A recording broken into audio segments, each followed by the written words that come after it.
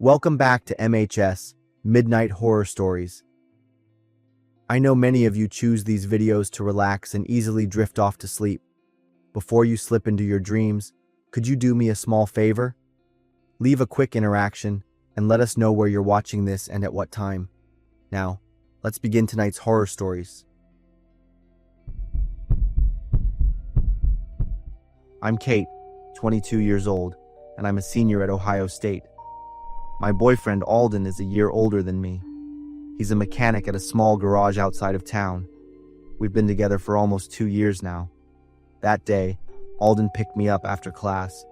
We grabbed dinner at a restaurant in the city, then went to a late movie. After the movie, Alden drove me home. I was in the passenger seat, looking out the window. On both sides of the road were endless corn and soybean fields. The car's headlights lit up the empty lane.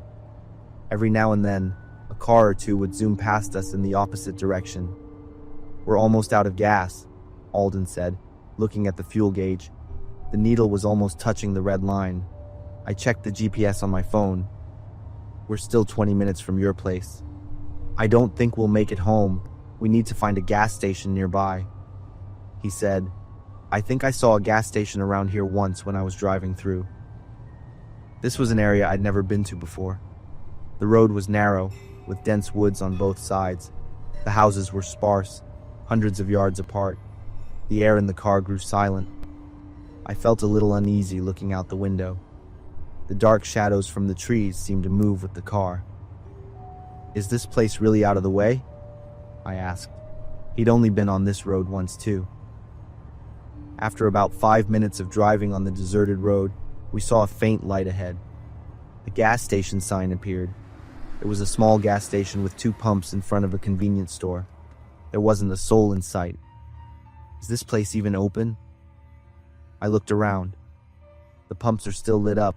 It should be fine. Alden pulled in, stopping at pump number 2. When the engine turned off, we were surrounded by absolute silence. I glanced around and suddenly shivered. "This place feels a little creepy," I whispered. "Let's just get gas and go. You wait in the car for me, okay?" Alden closed the car door softly. I sat in the car, watching Alden. He was pumping gas and looking at his phone. In the rearview mirror, I saw a white car. It was driving very slowly, approaching the gas station, then stopped about 30 feet from us. Alden was looking at his phone, completely oblivious to the car that had just appeared. The headlights of the car behind us were still on, so I couldn't see clearly who was inside. A few more minutes passed. The white car didn't turn off its engine, and no one got out. I felt strange. Are they not planning to get gas? The white car suddenly backed up a little. Maybe they're thinking about it and decided not to get gas, I thought. The dark outline of a person sitting in the driver's seat appeared. The person sat still, seemingly looking towards Alden. The driver's side window slowly rolled down. A hand reached out. In the hand was something black. I squinted to see more clearly. A black handgun. My eyes widened as much as they could. My mouth fell open. My hands trembled, dropping my phone onto the car floor. The gun slowly pointed towards Alden. My whole body froze, a finger on the trigger. "Alden, look out!" My voice shattered the silence. Alden jumped, turning his head to look at me, a very surprised look on his face. The person in the white car heard me scream. The gun disappeared back into the car in a flash. The car door immediately closed. Alden stood there looking at me, not understanding what was happening. "Kate? What's wrong?" The white car suddenly made a sharp U-turn. The tires screeched loudly against the pavement, creating a piercing sound. The car sped up, driving very fast towards the main road. The red taillights grew smaller and then disappeared completely. I sat in the car, shaking uncontrollably. My heart was pounding so fast, I thought it would jump out of my chest. My breath was shallow, and my hands were drenched in sweat. Alden pulled the gas nozzle out, closed the gas cap, and then ran over to me. He opened the car door. "What's wrong with you? What happened?" I looked at him. my eyes filled with tears. Alden, didn't you see? That white car? What white car? Alden looked in the direction of the road. There was a white car parked right there. The person in the car, he had a gun, Alden. Alden looked at me as if he didn't believe me. A gun? He was holding a gun pointed right at you. I saw it very clearly. Alden looked around one more time. The road was completely deserted.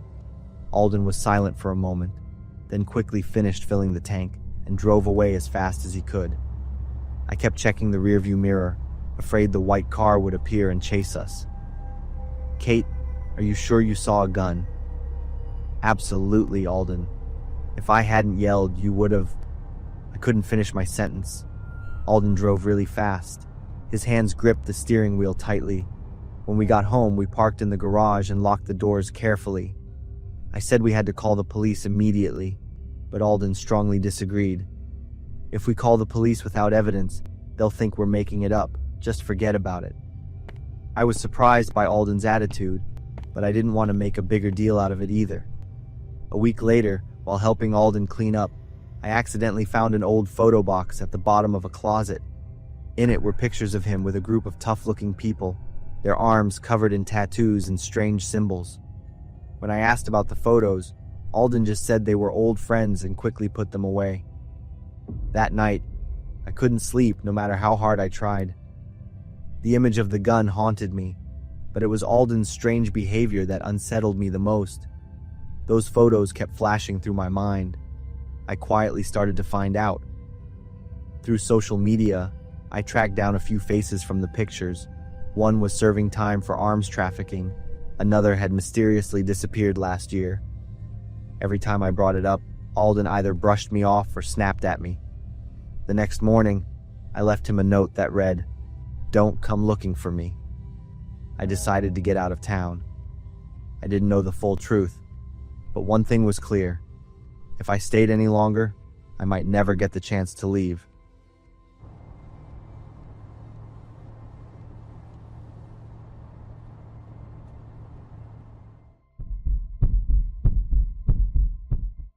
I thought it would be just another normal shift.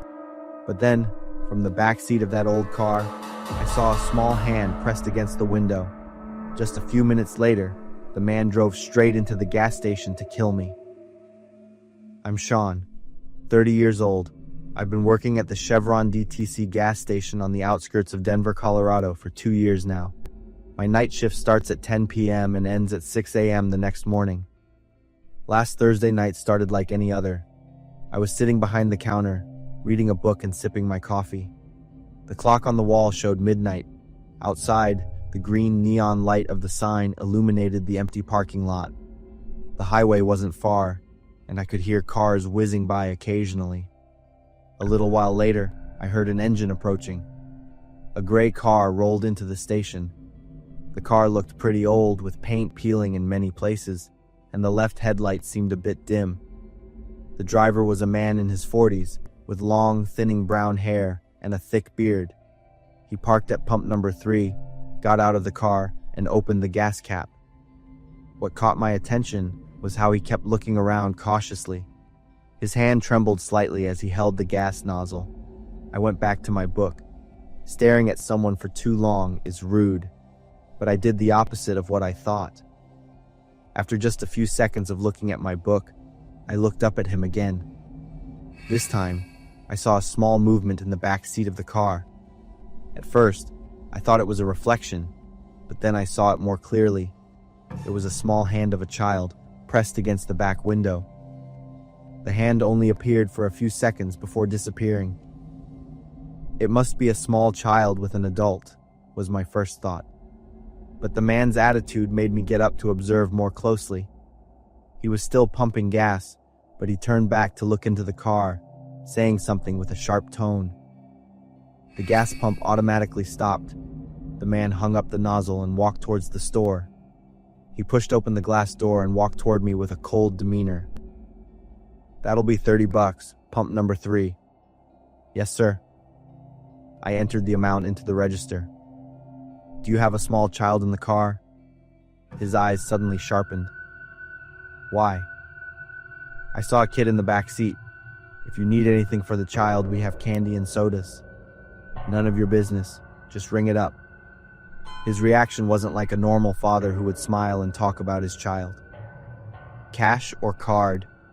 I tried to keep my voice calm. Cash. He pulled out a wad of crumpled bills from his back pocket. I took the money, deliberately counting slowly. Is there a problem with the pump? I need to check the receipt printer. No receipt needed, just give me the change. Company policy. I have to print a receipt for every transaction. Hurry up! I bent down as if fixing the printer, but I was actually pulling my cell phone out of my pocket. I dialed 911 without looking, hoping I hit the right numbers. Sorry, the printer's jammed. It'll be a few more minutes. The man started to get restless. He glanced out the window towards the car. No receipt needed. I have to go now. Just a little longer, sir. I felt the phone in my hand vibrate, a sign the call was connected. I spoke louder than usual.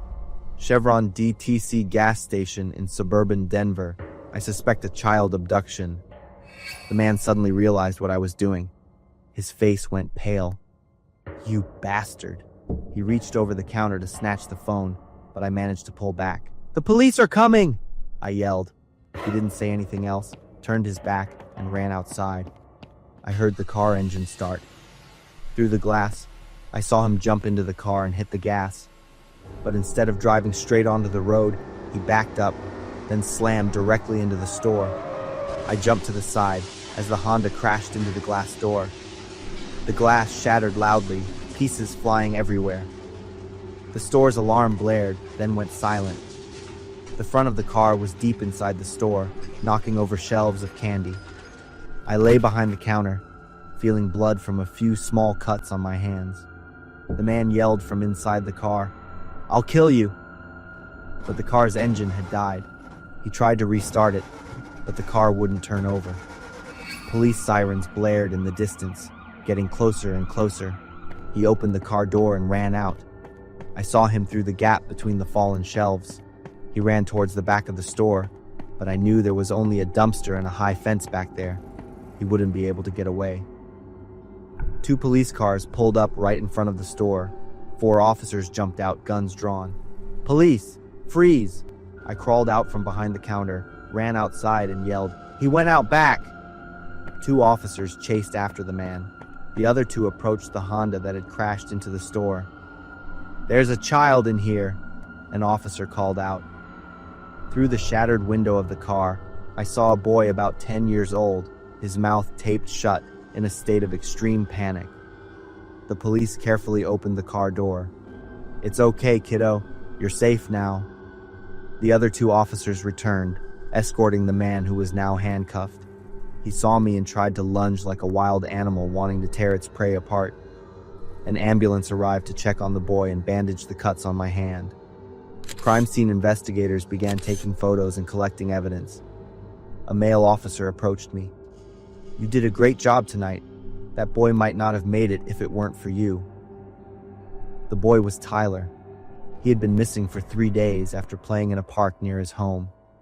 I looked towards Tyler, who was being attended to by paramedics. Luckily, he wasn't injured. Tyler was still scared, but no longer crying, and his parents were on their way.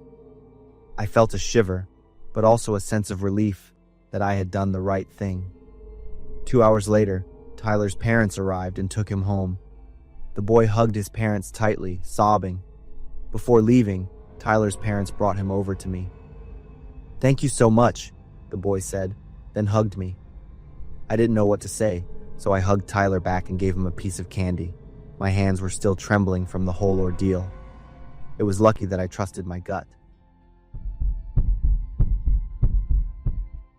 It has been weeks, but that night still lingers in my mind as if it just happened yesterday. I still remember the cold, exhausting feeling as I drove down Highway 61. But what I can't forget is that man. I never imagined that what seemed like an ordinary encounter would turn out to be the beginning of a nightmare. The gas light came on. I only had enough gas for about 10 more miles.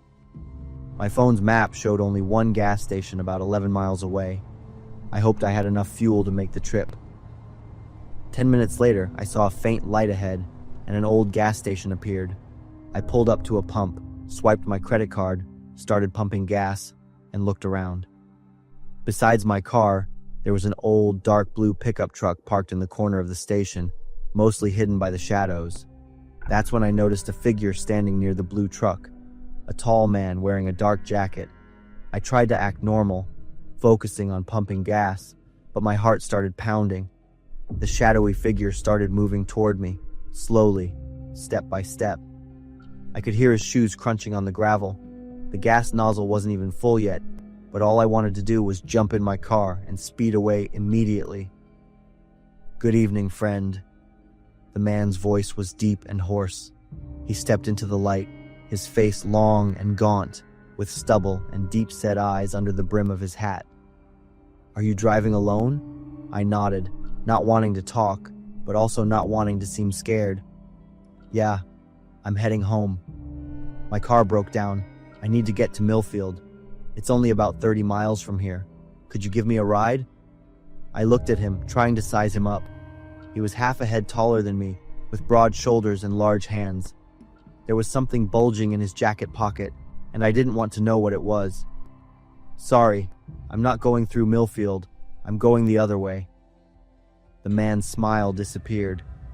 "Millfield is on Highway 61. You're on this road. I'm turning off at the next intersection." The man was silent for a moment, his eyes staring intently at me. "There's no intersection ahead. You're lying." The gas nozzle had stopped. I slowly removed the nozzle from my car, closed the gas cap, not taking my eyes off him. "I really need to get to Millfield tonight. It's important." "Just a short ride." The man took another step toward me. I shook my head, moving towards my car door. "I can't. Sorry." He reached into his jacket pocket, but instead of pulling out something dangerous, he pulled out a wad of cash. "I'll pay you $200, just for 30 miles. "No thanks." I opened my car door, quickly sliding into the driver's seat. He put his hand on my car door, stopping me from closing it. $500. "Buddy, I really need help." "I'm really sorry, sir," I said, trying to pull the door shut. The man wouldn't let go. Instead, he leaned down, his face just inches from mine. The smell of whiskey and cigarettes wafted from his breath. "Listen, I don't want any trouble, but I have to get to Millfield tonight. Understand?" I was about to answer when another pair of headlights shone into the gas station. A police patrol car slowly pulled in. The man immediately let go of my car door and backed up a few steps. The police car parked, and an officer got out. The man's demeanor instantly changed. He became relaxed and friendly. "Is there a problem?" the officer asked, his gaze moving between me and the man. "No problem at all, officer. I was just asking for directions to Millfield." The officer nodded, but I noticed he was observing the man closely. "Could I see some ID, sir?"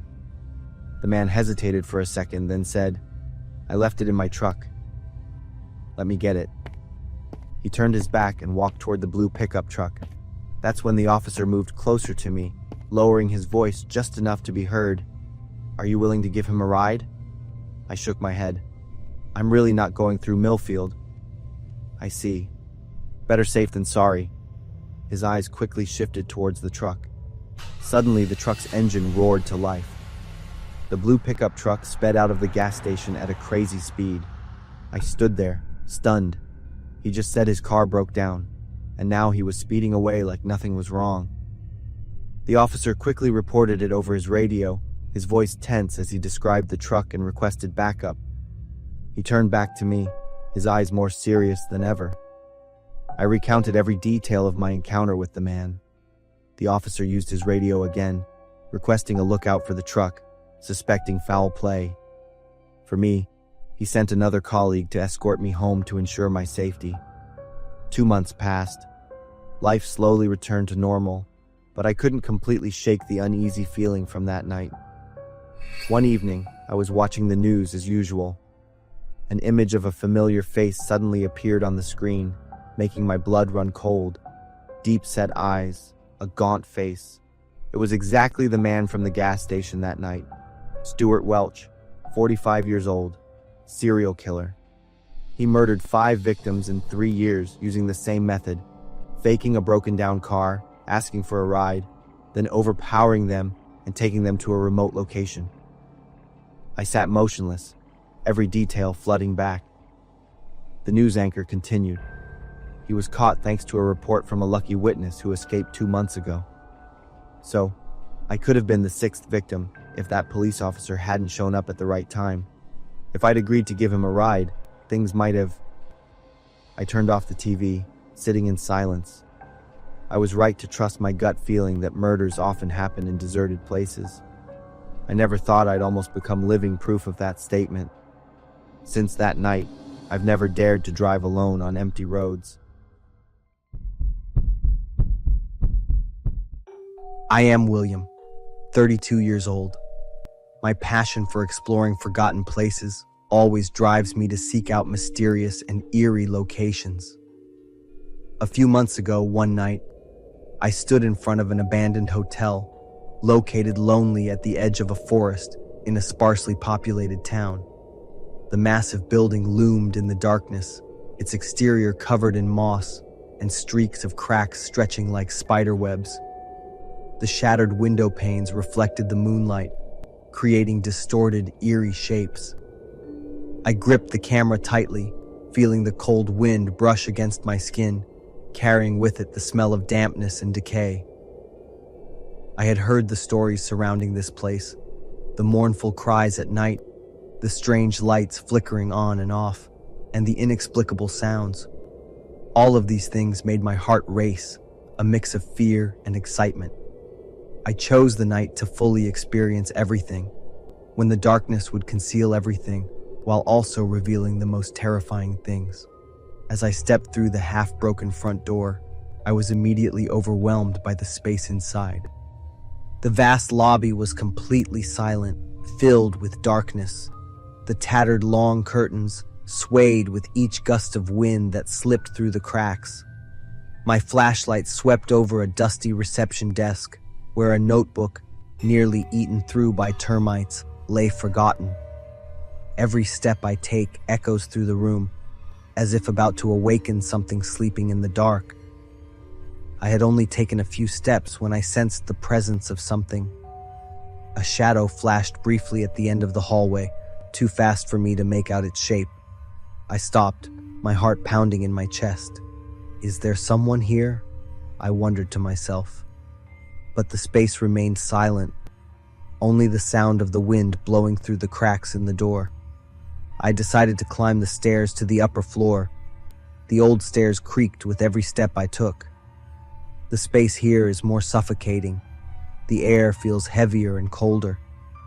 As I reached the middle of the hallway, I heard a faint sound, like a weak cry for help coming from a nearby room. I stepped closer, my hand gripping the flashlight tightly, my breath heavy. The door in front of me was locked, but the sound from inside was clearer, like someone was gently tapping. I placed my hand on the doorknob, ready to open the door, when suddenly, a loud noise echoed from behind me. I startled and turned around, but the hallway was empty. Once again, the shadow flashed by, so fast that I couldn't identify what it was. I turned on the flashlight, sweeping the light everywhere. A sense of confusion began to spread within me, but curiosity urged me to move forward. I turned around, placed my hand on the door, but was immediately interrupted by a loud scream. A figure appeared from the darkness, charging straight toward me. The light from the flashlight illuminated his distorted face. Bloodshot eyes, mouth open wide in a mad hiss, the clothes he wore tattered. I froze for a moment, my body stiff with fear, but instead of running, I tried to signal that I had no intention of harming him. I took a step back, but he advanced closer, his hand raised as if to attack. When I realized he either didn't understand or didn't care about my intentions, I turned and ran. A door behind me suddenly burst open, and a strong force pulled me inside. I fell to the floor, and in front of me was a woman. Her hair was matted, her clothes torn and covered in dirt. Her eyes were darkened, filled with panic and exhaustion. She raised her hand as if pleading for something, but before I could do anything, the screams outside and the pounding on the door sounded like thunder. The door shook violently as each strike of the axe hit it with force. We gathered everything we could to block the door. A cabinet, a few old chairs, but none of it was enough to make us feel safe. I took out my phone, my hand shaking as I called the police, my voice unable to hide the panic. The woman beside me kept pointing at the door, tears streaming down her pale face. She gestured for me not to let him in. The axe struck repeatedly, causing the wooden planks on the door to crack. I heard the distant sound of a police siren, like a faint ray of hope. The person outside seemed to notice it too. The banging stopped, and then I heard footsteps running down the hallway. A few minutes later, the light from the police flashlight shone through the crack in the door. The lunatic was apprehended on the spot, with no chance to escape. The woman and I were taken outside, our legs trembling, unable to stand. The woman's identity was quickly confirmed. She was Mandy Perez, a person who had been reported missing by her family 5 years ago. Her family, despite enduring years of waiting in anguish, never gave up hope of finding her. The identity of the kidnapper was quickly confirmed as Victor Hall, a former hotel employee who had worked here before it was shut down. Victor had an unstable psychological history with a background of substance abuse and violence. When the hotel went bankrupt and closed nearly a decade ago, Victor seemed to become obsessed with the place and chose it as his hiding spot. Here, Mandy was held captive like a prisoner. Victor, in his delusion, created a distorted reality, viewing Mandy as a companion to escape the loneliness in his crazed mind. He gave Mandy no chance to escape and often threatened her if she tried to resist. Mandy had lived in fear for 5 years, enduring both mental and physical torment from Victor. Victor will face a severe sentence, being imprisoned for life in a maximum security prison, ensuring he will never have the chance to harm anyone again. As for me, seeing Mandy reunited with her family, I couldn't help but feel proud for having done the right thing. But the haunting memory of the darkness in that hotel still lingers with me. The images of the dark room, the sound of the axe hitting the door, and the wild look in the madman's eyes often wake me in the middle of the night, my body drenched in sweat. I decided that I could no longer live with those dangerous and haunting experiences. My camera and old equipment were tucked away in a corner, just like how I buried my fascination with exploring creepy places.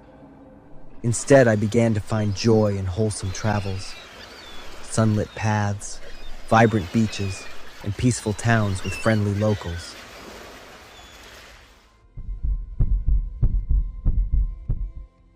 I'm William, about to enter my senior year at Rice University, Texas. I just moved from the apartment I rented near campus to my house, accepting the fact that I would spend nearly 4 hours every day commuting by bus between home and school, because of a haunting story I went through a month ago. It has kept me living in constant panic and stress. My academic performance has declined, and I've lost nearly 20 pounds. I still clearly remember the excitement I felt when moving into the new apartment. It was an affordable apartment, not spacious, but enough for a college student like me. I've always had a healthy lifestyle and maintained a serious attitude toward my studies. Therefore, having a private space to focus on studying and resting is something I always wished for. Although the rent was cheap and the apartment was nothing special, I felt lucky to find a suitable, quiet, and convenient place. The first days passed very peacefully. I lived in a small apartment, rearranging the space myself to be as neat and comfortable as possible. My daily life is pretty routine. I go to school, come home, cook, and then study until late at night. Everything is going as I planned, a stable, orderly life. One afternoon in the lecture hall, While preparing for the next class, I asked Richard to watch my backpack for a moment so I could go to the restroom. But the mistake started with me, from trusting a guy who only cared about women too much. After about 10 minutes, I came back to find my backpack gone, while Richard was busy flirting with the girl sitting next to him. In that backpack were all the most important things to me: my wallet, apartment keys, and even my laptop. I panicked. A sense of helplessness overwhelmed me as I realized everything was gone. I had to spend the whole day reporting the lost items, locking my bank accounts, and contacting the landlord to find a way to get back into my apartment. But the truly horrifying events were just beginning. I started entering the final exams and spent most of my time in the apartment studying for the exams. One morning, after waking up and sitting at my study desk following breakfast, I was a bit surprised when I picked up my textbook. On the cover, there was a small sticky note with a handwritten message: "I'm back." I thought maybe someone in my group of friends was playing a prank after hearing about my lost backpack and decided to scare me a little. I didn't think much of it and threw the note away, trying to focus on studying. But the prank didn't stop there. The sticky notes kept appearing. Every day when I came home, I would find a new sticky note with cryptic messages written on it. "You're not alone. I quite like it here." Every time I saw those words, I felt a shiver run down my spine. I asked my friends about the prank, but they all firmly insisted they had nothing to do with it. Still, I reassured myself that this was just a mean-spirited prank from them. I didn't want to overthink it and make myself more anxious. One day, after returning home from a day of studying at the library, I noticed that something felt really off about the apartment. A few items I had left on the desk were gone. My favorite water cup, a few books I hadn't gotten around to reading. I searched everywhere but couldn't find them, and that left me feeling confused. When I went into the kitchen, I froze in shock when I saw that the food in the fridge had been half-eaten and thrown around haphazardly. That was the food I had bought for the entire week. I immediately called the landlord and then reported it to the police. They came to investigate, but there were no clear signs of a break-in. I was certain that there was an intruder, and it was highly likely that he was the same person who had stolen my backpack 2 weeks ago. He wanted to disrupt my life. Or was there something else he wanted? I couldn't sleep after that night. Every small sound in the apartment made me jump, my heart racing wildly. I felt no longer safe, as if every wall around me had become fragile, unable to protect me anymore. The next day, I suggested to the landlord that we change the locks and install cameras. He was very kind, and everything was taken care of that morning. But that still wasn't enough to make me feel at ease. Every time I entered the house, I felt as if someone was watching me from the darkness, eyes hiding somewhere, tracking my every step. I didn't dare turn off the lights while sleeping, but the light didn't ease my fear. It only made the darkness seem deeper. It felt as if something was waiting in the darkness, ready to emerge when I let my guard down. The sleepless nights went on, and the obsession grew stronger with each passing day.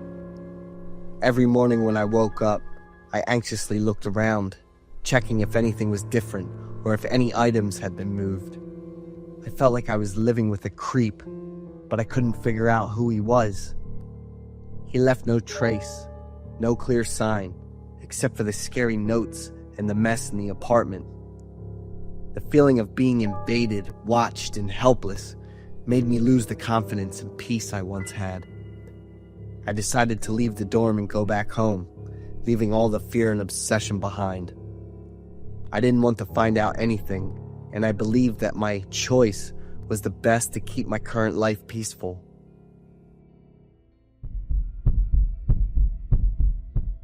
I'm Karen, 18. Just moved into the dorms at Franklin College, a small, chill school in Ohio.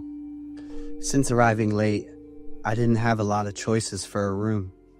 I ended up with a room on the top floor, which is pretty annoying for getting around. The hallway was dark, the windows were busted, and the wind blew through, making creepy noises.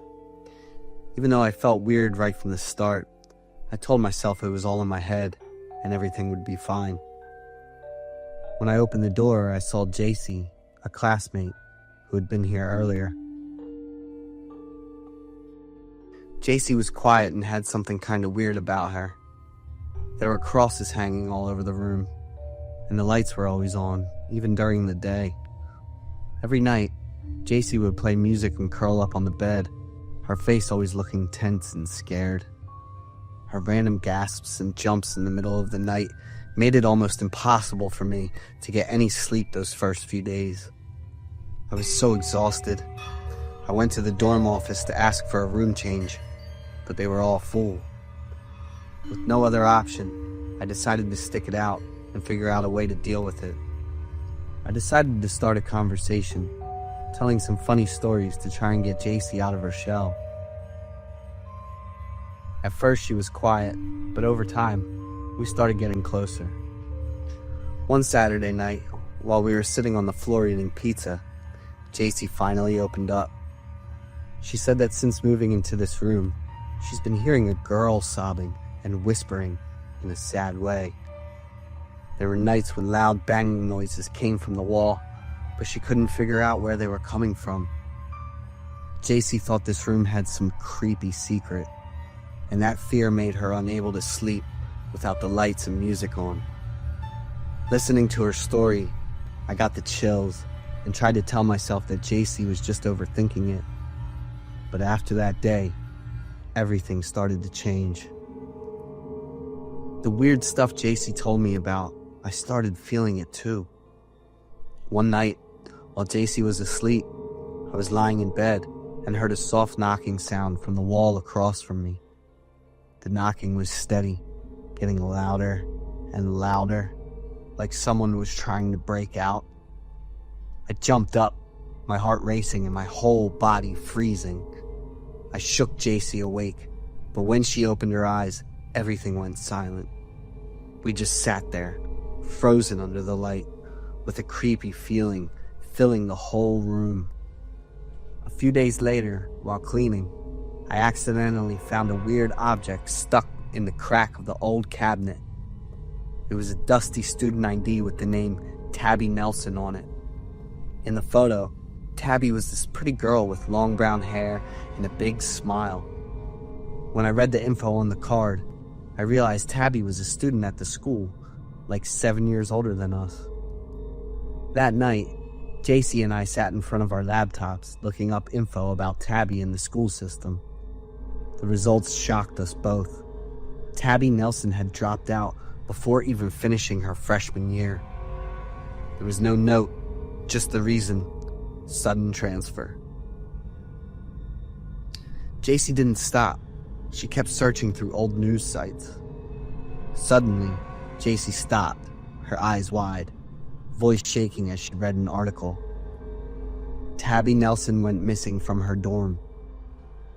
I just stared at the screen, reading those words. Almost 10 years ago, Tabby was last seen heading back to her room late at night. The police searched everywhere but didn't find a thing. What made me shiver even more was that the room Tabby had been in was ours now. I felt cold all over. The weird sounds JC heard, the crying and the knocking, it could have been Tabby Nelson. I tried to come up with a reasonable explanation, but I couldn't. This room wasn't just old and forgotten. It had a creepy story buried in it for years. Since that day, neither JC nor I could sleep. The knocking got louder and clearer, with whispers and sometimes soft sobs mixed in. One time, when I was lying down to sleep, JC suddenly shook me awake, her face pale. "Karen, there are footsteps on the ceiling." We both froze, holding our breath. The footsteps dragged slowly, then just stopped right above our heads. The next day, we decided to look into it more seriously. After asking some seniors a few times, we heard rumors about what happened to Tabby. Some people whispered that Tabby had been taken by the dorm manager himself. They said Tabby had found out something she wasn't supposed to know, and to shut her up, the manager tried to get rid of her. After that, no one ever saw Tabby again. The room she'd stayed in was locked up right after and stayed empty for years. But because so many students were coming in this year, the school had to reopen the old rooms. That night, JC and I decided to do something crazy. Search for evidence inside the room. We grabbed flashlights and checked every corner of the room to see if anything was missing. When JC pulled out the bookcase, she shined the light on it and found an old wooden box. When we opened it, there was a diary inside with the name Tabby Nelson on it. JC and I opened the diary. Tabby's shaky handwriting told a terrifying story. He was always watching me, the dorm manager. He threatened me when I found out he was using girls for some terrible stuff. I didn't dare tell anyone. He said if I said anything, I'd disappear forever. If anyone finds this book, please tell the truth. I don't want to be forgotten. I put the book down, my hands shaking. JC hugged me and started crying. The next morning, we took the diary to the police. A few days later, the news spread like wildfire through the school. The police searched the dorm again and found a secret underground bunker. There, they found the remains of a young girl, later identified as Tabby Nelson. The dorm manager was arrested shortly after. He confessed to the crime. He killed Tabby to silence her after she found out he was abusing and threatening the girls. The whole school was shocked, unable to believe that such a horrible secret had been hidden for so many years. The last night before moving out of the dorm, I dreamed of Tabby. She stood in the dim light, her long hair loose, a gentle smile on her face. This time, she wasn't crying anymore. When I woke up, I felt a weight lift off my heart. Finally, the truth came out, and Tabby Nelson would no longer be a ghost lurking in the walls. I'm Jason, and these are my two hands without fingers. This is the most painful and terrifying experience I've ever had. 10 years ago, I was a sophomore at the University of California, San Diego. I spent my free time working as a freelance deliverer. The job was risky, but it offered flexible hours and helped me cover my living expenses. Occasionally, I'd receive extra tips, which always made me excited. I'd been doing this job for nearly a year when that fateful night occurred. On that day, I didn't go to work. Instead, I spent time working on a presentation for the end of a course. I forgot to update my account on the order receiving website to not accepting orders. Around 10 p.m., my account received a notification about a delivery order. Before I could read all the details, my phone rang unexpectedly from an unknown number. I answered, and on the other end was a woman who wanted me to deliver the package to the specified address by midnight. She emphasized that it was 12 midnight and instructed me to be punctual. Before I could respond, the call ended abruptly. Right after that, the delivery fee was transferred to my account. Seeing the amount, I couldn't believe my eyes. It was 10 times more than my usual orders. Immediately, I forgot about the importance of my presentation. I rushed from my dorm to the location where the orders were gathered. On the package, there was an address and a phone number, but no recipient name. I started the delivery at 10:30 p.m. It was an old but spacious house tucked away in a narrow alley. Checking my watch, it was 11:57, and I stood at the door, ready and alert, not daring to waste a single second. As the clock struck midnight, I immediately rang the doorbell. But before the bell stopped ringing, the door of the house swung open. From inside, an elderly woman stepped out, looking at me with indifferent eyes. She was tall, but her skin was wrinkled and dark, with high cheekbones and sunken features, and her hair was disheveled, some parts long, some short. I politely greeted her and handed her the package. When I presented the delivery slip and asked her to sign to confirm the receipt of the package, she hesitated. Instead of signing, she stared at my hand for a moment before speaking in a deep, hoarse voice that startled me slightly. "Would you stay for dinner with me?" "I'm terribly sorry, ma'am, but Without letting me finish, she handed me $100, saying it was a tip. She promised to pay more if I agreed to have dinner with her and assured me it would only take 20 minutes. I agreed, feeling a bit crazy, but that's what I did at the time. I thought she might be very lonely and in need of companionship. Plus, it wouldn't take much time, and I could go home and continue preparing for tomorrow's presentation. Stepping into the house, everything was rather old but clean and orderly. She invited me to sit at the dining table, where food and utensils were already prepared for two. She went into the kitchen to get something. Wanting to break the silence, I asked her name. "Adela," came the short, indifferent reply. I tried asking a few more questions, but she didn't respond, so I fell silent. A moment later, she emerged, placing a pair of scissors and a gun on the table. I was both surprised and puzzled why dinner would require a gun. Adela placed the package on the table and used the scissors to open it. As soon as the last strip of tape was cut and the box was opened, I felt a horrifying regret for agreeing to dinner with her. The package I had delivered turned out to contain human fingers. Adela poured the blood-stained fingers onto her plate and mine. A chill ran down my spine. My skin crawled and my mind reeled in shock. I was too stunned to speak. Adela gripped the gun tightly and began devouring the fingers voraciously. She looked at me and ordered me to eat. Trembling, I lifted the fork and stabbed at a piece of salad near the fingers. I forced a bite of salad into my mouth, suppressing my urge to retch. The metallic stench of blood overwhelmed me, causing my head to spin. I gagged and clamped my mouth shut, sitting in silence as I watched the terrifying woman devour the fingers on the plate. My body was drenched in sweat, shivering uncontrollably, every cell in me trembling. Adela took a tissue to wipe the blood from her mouth just as the table clock unexpectedly chimed loudly. "The 20-minute dinner is over," Adela's terrifying voice echoed. She pulled out $100 and placed it on the table. Adela then initiated another transaction. She said she would pay me $100,000 if I'd let her eat all 10 of my fingers. "These fingers taste too ordinary. Your fingers look tastier," she said. My heart felt like it was being squeezed. This woman was truly insane. I began to feel uneasy, fully aware of everything around me, but I couldn't control my body anymore.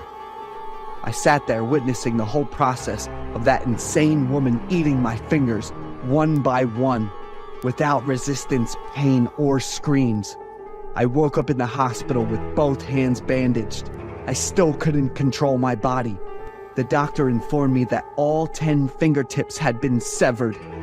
Blood tests revealed I was poisoned with a toxin that rendered my body in a paralyzed state beyond control.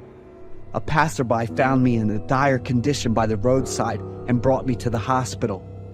As for Adela, she was found dead in that house, choked on bone fragments lodged in her throat. She was infected with a virus that affected her brain and nervous system due to cannibalism. I abandoned my studies and lost a bright future ahead of me. If only I hadn't been consumed by greed and curiosity. I wish I could forget the horrifying images of that night forever.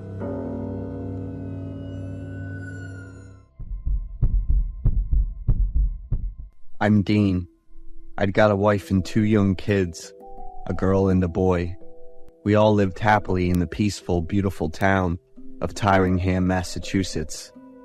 We both agreed on limiting electronic devices when it came to raising our kids. We'd spend time playing and chatting with our kids. My favorite family game when we had free time was hide and seek. Looking for someone in a familiar space is exciting. It's also a bit thrilling and unpredictable. Usually we hid, and then the kids did the searching. I usually picked spots where I was pretty visible, like sticking out my arms or feet to give the kids a hint. Once they found me, I joined the kids in searching for my wife. Unlike me, Iris picked the most unexpected hiding spots. In the same space, she hid in the most unexpected places, under the sofa, in the kitchen cabinet, you name it. Every time we found her, the kids burst into laughter, and it made us really happy. But eventually, the game started to get a bit boring. The kids lost patience if they had to search for too long. My daughter even got upset and cried if she couldn't find us. So we decided to switch up the game a bit. One person hid, and the other 3 searched. I definitely knew where Iris is hiding, but I wouldn't give it away right away. "I think I saw Mom hiding behind the kitchen cabinet," I told the kids, all excited. The kids giggled and dashed off to find their mom, but she was actually behind the shelf in the living room. To keep things interesting, we decided to stretch the game a bit for more suspense. One Saturday evening, after we all finished dinner, my son Terry said he wanted to play hide and seek, and everyone was totally on board. We decided that Iris would hide, and the rest of us would go looking for her. 1, 2, 3, 7, 10, 100. My daughter's sweet and not so serious counting made me and my wife crack up. We all heard my wife's joyful laughter, and I figured it was coming from the kitchen. "Hey kids, let's check the living room for Mom first." They immediately ran off calling for their mom. I just stood there, feeling the kind of happiness any dad feels watching their kids have a blast. Emma quickly turned around and said Mom wasn't there, and Terry always echoed her. "Okay, then you two check the bathroom." "Mom, don't change your hiding spot," Emma said loudly, grabbed their little brother's hand, and they both ran into the bathroom. "Dad, I still can't find Mom," my son ran back and said. I smiled and pointed to the kitchen. The kids got it, covered their mouths, laughed happily, and tiptoed over to the kitchen. I showed them where I knew my wife was hiding. "Gotcha!" The kids shouted with joy. I watched them and laughed out loud, but after a few seconds, their happy faces fell. She wasn't there. She must have sneaked off and changed her hiding spot. My wife could be so sneaky. I smiled and used a teasing voice to lift the kids' spirits again. "Little detectives, go check the bedroom for Mom. I'm sure she's there. Hurry up, you two." The kids went along, but they weren't as excited anymore. I followed the kids upstairs and pushed the door open. We were all surprised when we didn't see my wife. At this point, the kids officially gave up on the game. They ran back to the living room and grabbed their toys to play. I walked around the house calling out for her. "Honey, we've lost. Just come out." My wife was more stubborn than I'd thought. She'd hidden in all sorts of tricky spots, but I still managed to find her. Did she find a new hiding spot? "Honey, the kids aren't playing anymore. Come out." Then I heard a door bang in the basement. This time I was sure my wife was down there. I headed down the stairs to the basement. The dim light was even creepier than the darkness. I called her name loudly, but there was still no response. At this point, I started losing my patience. "Iris, it's not fun anymore. The kids and I aren't into the game anymore. You should come out. It's almost bedtime for them." All I got in response was silence, the gloom, and a bit of the musty smell of the basement. The light bulb kept flickering and then went out, leaving me swallowed by darkness. Not able to see anything, I stood still for a few seconds and called out for Iris again. I was really scared of not being able to figure out where I was. Iris, please. I heard a rattling sound of light, so I called out for my wife quickly, feeling a bit annoyed. I'm heading upstairs. I'm done with this game. I turned around and walked straight ahead, groping in front of me to find the stairs. Something brushed past my hand, and I quickly pulled it back and froze. I called out for Iris, but this time with a slightly louder, more annoyed voice. As I turned back toward the basement, I saw something flash past me. I was sure it wasn't Iris. She's less than 5 feet tall. The person I saw had to be over 7 feet tall. I ran as fast as I could, with urgency and panic taking over. If I could just reach the steps, I could find my way up to the house. I tripped and fell, my whole body tumbling down the stairs, with the impact making me feel like my insides were screaming. I got up and crawled out of the basement. I rushed to the living room to find my kids. "Emma! Terry!" I screamed. "What's wrong, honey?" Iris and the kids looked at me blankly. Turns out, my wife was just sitting in the living room playing with them. "Where have you been?" "I was hiding outside the house. You didn't expect that, did you?" I immediately pulled my wife and the kids into the room, leaving them all confused. I locked the door, told Iris what had happened, and called the police. 10 minutes later, the police arrived.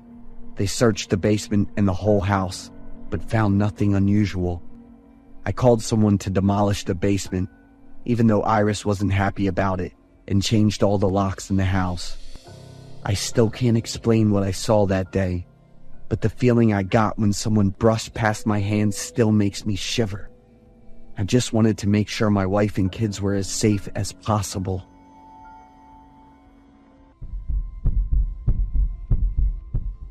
I've got an office job with a steady paycheck. Lately, I've been driving for a ride-hailing service whenever I've got some free time. Even though it's just a side gig, it brings in some pretty decent money.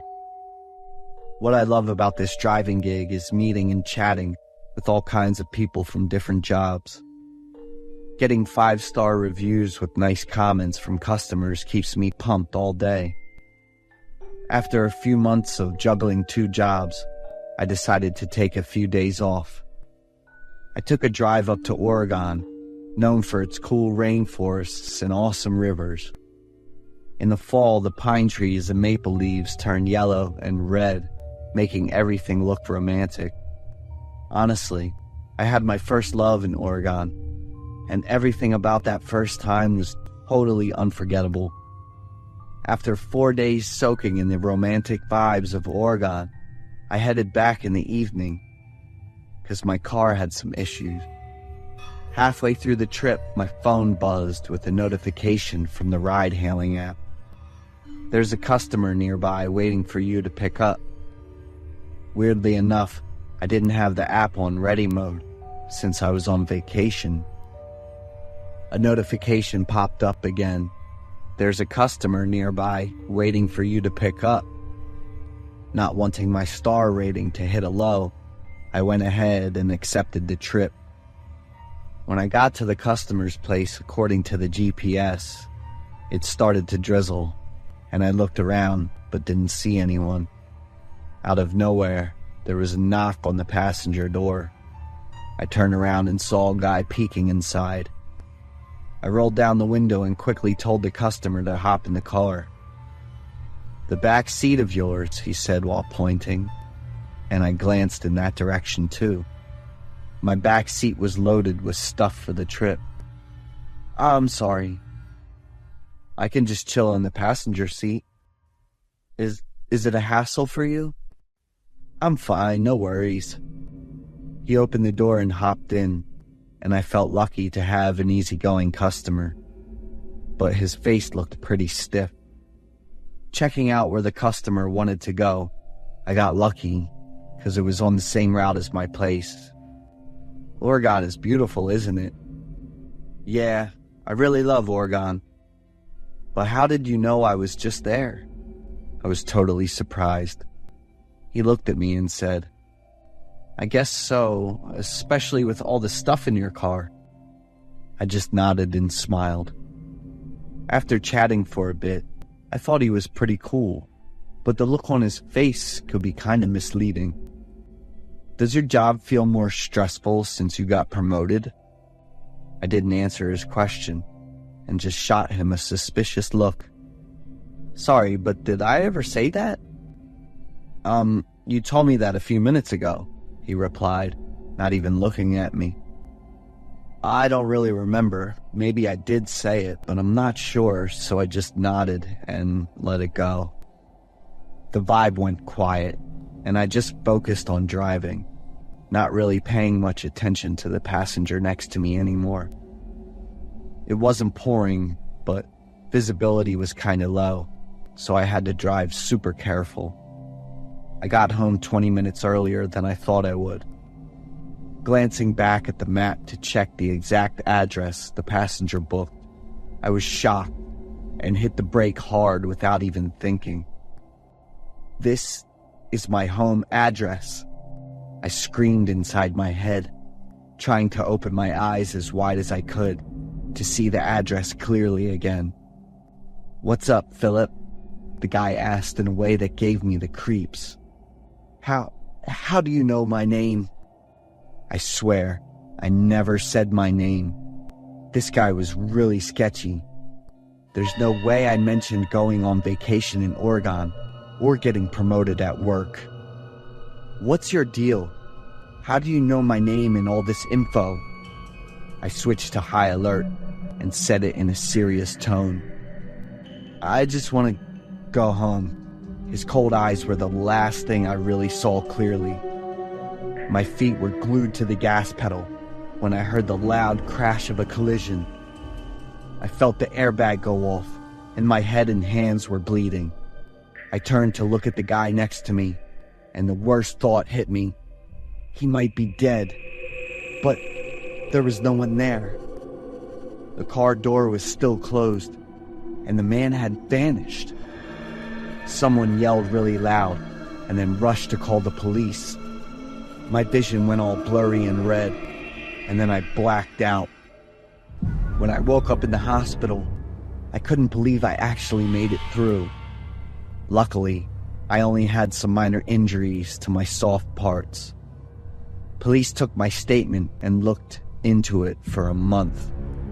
In the end, they figured the guy was just my imagination or a hallucination because I was worn out from driving. I still remember the guy's voice and face super clearly, even though it's been almost 8 years. I stopped driving for a living and never drove at night again.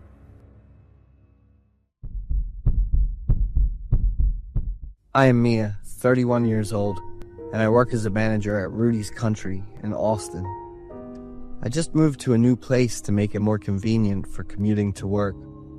Everything here would be perfect if it weren't for the eccentric neighbor across from my house. My job allows me to have plenty of free time every morning. Therefore, I usually start my day with a cup of tea and watch the news. The Austin City Police Department has reported the disappearance of a young woman named Gail Morgan, 29 years old. Disappearances always target women and children, those with weaker ability to resist. I muttered to myself, simultaneously considering the idea of applying for a permit to own a gun for self-defense. Seeing the image of the young woman on the news was really pitiful. It seemed like I had seen her somewhere before. It was just a fleeting thought, and I quickly got ready to go to work. The workday was busy since it was the weekend, but the image of the missing girl kept lingering in my mind. Driving home from work at 10 p.m., I accidentally saw my neighbor dragging a cart full of cardboard boxes. I politely greeted him, but all I received in response was an indifferent and emotionless attitude. After a whole day of work until late, I didn't feel tired at all, but just a brief encounter with the neighbor left me feeling frustrated. I told myself I wouldn't bother paying any attention to that eccentric guy anymore. But things didn't simply just end there. I took a shower, changed clothes, and lay down on the bed to relax around midnight. As I was about to drift off to sleep, a noise from an object I couldn't identify woke me up. I sat up, looking toward the window with annoyance and irritation. It seemed to be coming from the neighbor's house, and it sounded like a chainsaw. I got out of bed and walked over to open the window. It was definitely coming from his house, as the lights inside were still on. As I was thinking about how to respond to the noise, it suddenly stopped. But I was already wide awake and tossed and turned until nearly 2 a.m. In the following days, I was busy with work, so I only spent about 6 to 7 hours at home each day. Finally, there came a day when I could relax and rest. I slept straight through until 2 p.m., woke up, had a light salad, and planned to go back to bed. But the sound of arguing from the neighbor's house caught my attention. In front of the neighbor's house across the street, 2 women from the neighboring houses were showing clear signs of frustration. I could faintly hear the argument, which seemed to be about the neighbor refusing to clean his house, causing garbage smells to affect the 2 families next door. The neighbor threw them hostile glares, his mouth constantly muttering to himself. "I'll clean up this afternoon," he said, then stormed inside and slammed the door shut. I sighed in frustration and went back inside. Thankfully, the unpleasant smell hadn't reached my house yet. By evening, I saw that neighbor drive back in this small pickup truck with something large and heavy in the back, like a wardrobe. At that moment, I wondered what kind of noise the night would bring. But after that day, there were no more noises or complaints about the unpleasant smell coming from the neighbor's house. I thought maybe things would settle down as long as I didn't pay any more attention to that guy. But fate had one final encounter in store for me with him. One that would leave me with an obsession I couldn't escape. Once again, I saw the news report about the mysterious disappearance of Gail Morgan. In that moment, I jumped up, my gaze instantly turning toward the neighbor's house. That's right, it was her, the girl who had lived at his house for a while. I had seen her a few times, but just only briefly. Chainsaw, the smell, the wardrobe. I pieced everything together and suddenly shuddered. I rushed to lock all the doors in the house, called the police, and chose to remain anonymous. About 20 minutes after the police arrived, he was handcuffed, escorted to the car, and another SWAT team arrived to search the house. I couldn't see what happened inside. The next day, following the news, the police announced that they had found Gail, but she was not intact. She had been hidden in the fridge and freezer in the neighbor's house. The reasons behind the neighbor's brutal actions and his criminal mindset were beyond the explanation of any expert. I didn't go home for a week after that and chose to stay at a hotel because of the haunting fear. I couldn't bear the thought of living across from the home of a cold-blooded, sick murderer. The story above is based on a real event that occurred on May 22nd, 2019. The Michigan police in the United States received a tip-off call. The caller concealed their identity and provided the police with a single address, telling them that they would find Kelly Jean Warner, the woman who had been missing for weeks, at that location. At that moment, no one could have imagined that the phone call would lead them to uncover a truly horrific case, one that would haunt many of the American police officers involved. The perpetrator was the victim's boyfriend. He imprisoned her and used all kinds of brutal torture to make his girlfriend lose her basic human physiology and have to rely entirely on him. Finally, he murdered and dismembered the unfortunate girl into many pieces and hid them in the house, living as if nothing had happened. The killer was considered one of the most cruel and perverse criminals in U.S. history.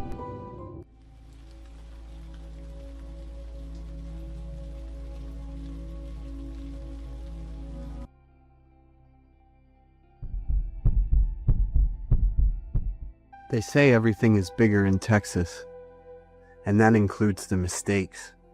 I've been a bartender at a riverfront restaurant in Orange since 2011, and I will never forget the summer of 2015, or the customer named Tommy.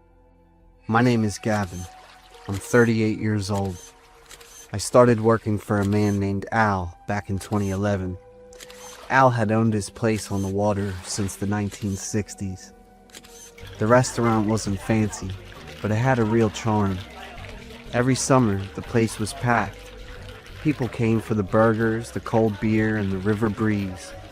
When the Texas heat got too intense, people would jump straight off the private dock into the water to cool off. It was practically a local tradition. That all changed one day in June of that year. I was behind the bar when I noticed Al standing perfectly still, staring out at the dock. His face was tense, and his eyes were locked on the surface of the river.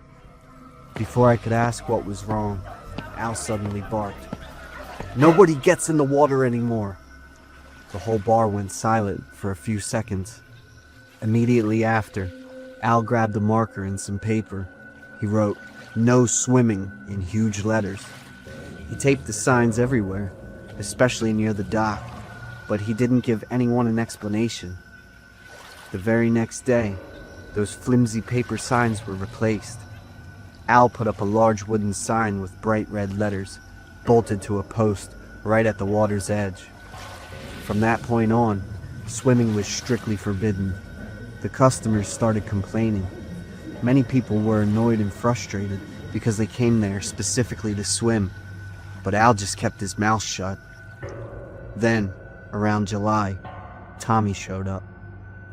Tommy was about 28 years old and a regular at the bar. He was a big guy, very confident, and a bit of a hothead, though he wasn't usually a troublemaker. That night, Tommy came in with his girlfriend, Victoria. They played pool and ordered a few drinks like they always did. Close to midnight, as I was wiping down glasses behind the bar, I overheard Tommy say, "I'm jumping in that river tonight."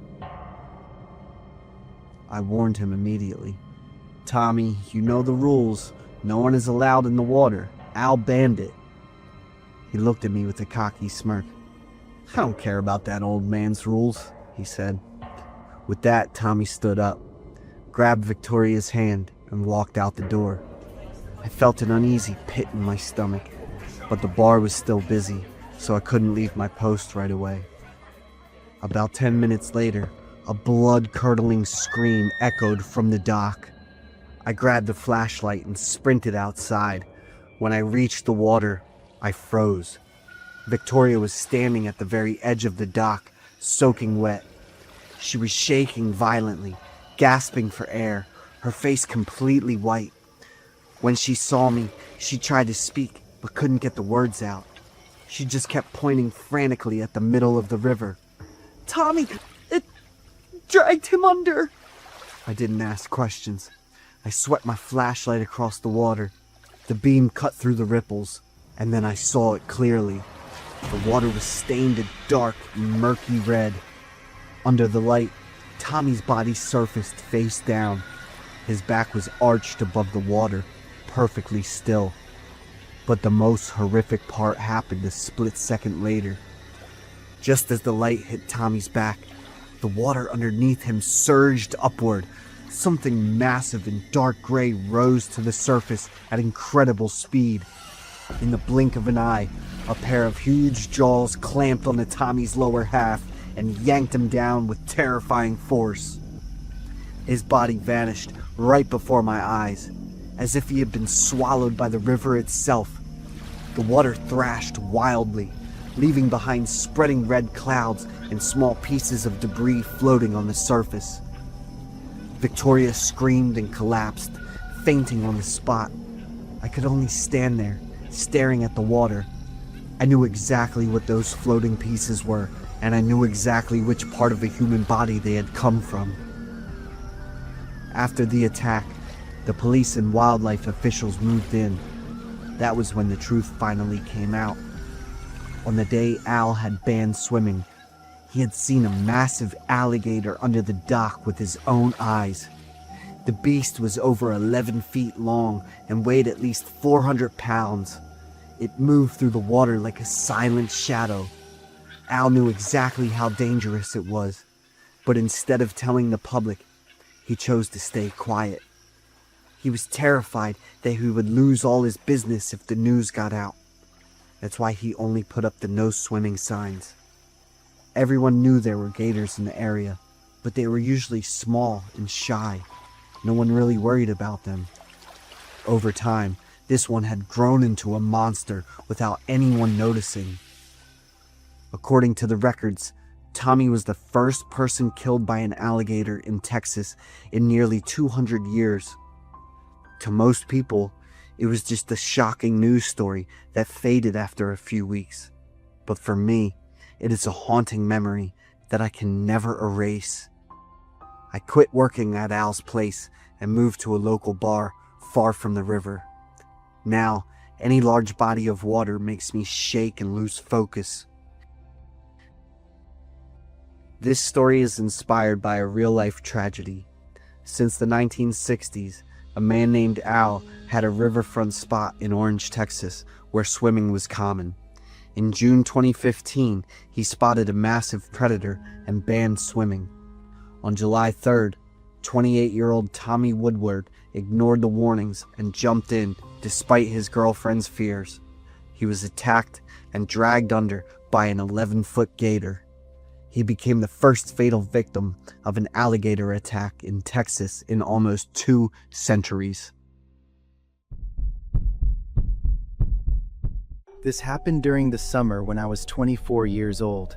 Back then, Betty and I were still together. We traveled to Santa Fe, New Mexico to celebrate our anniversary.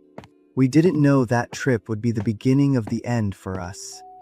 On the day it happened, we were walking around the Santa Fe Plaza in the historic Old Town. The area was packed with tourists, souvenir shops, and restaurants lined up side by side. After a while, Betty said her stomach was hurting and asked me to go buy some antacids. She told me she would wait right in front of the public restrooms nearby. I headed off, thinking I'd only be gone for a few minutes. But since I didn't know my way around the tourist district, it took me nearly 30 minutes to find a store and get back. When I returned to the spot, Betty was gone.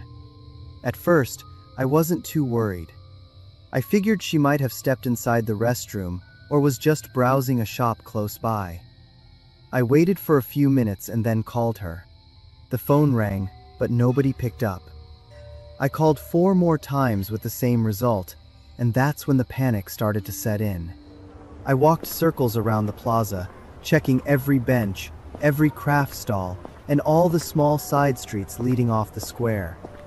I kept calling her over and over, but Betty never answered and was nowhere to be found. I was officially terrified. Betty wasn't the type of person to just wander off without saying anything. Even if she were mad at me, she would have at least sent a text. Then, my phone vibrated. It was a very long iMessage from Betty's number. The content left me speechless. She said she was fed up with our relationship and wanted to end things immediately. She told me not to look for her because she had already taken a taxi and left the city. I was shocked, angry, and confused all at once. I couldn't understand how someone who just asked me to buy them medicine could suddenly break up with me in such an abrupt and nonsensical way. I tried calling her back, but the phone was turned off. I texted her asking for an explanation, but there was no reply. Frustrated and hurt, I wandered around the old town looking for a bar to clear my head. That's when I saw something strange in a secluded corner. 2 middle-aged women were dragging a young girl along the sidewalk. The girl looked completely out of it. Her eyes were glazed over, and her limbs were limp as if she had no strength left. To a stranger, it looked like 2 friends helping someone who had too much to drink, but my gut told me something was wrong because of how forced it looked. I stepped forward and asked if they needed help. Immediately, the 2 women jumped, let go of the girl, and muttered something about their friend being too drunk before disappearing into the crowd. Once the girl caught her breath, she told me a horrifying story. She had just stepped out of a restroom when 2 strange women approached her, pretended to be her friends, and started dragging her away. When she tried to cry out for help, they told bystanders she was just drunk. People just watched with pity or annoyance, and no one stepped in to help. Hearing that sent a chill down my spine. I immediately thought of Betty.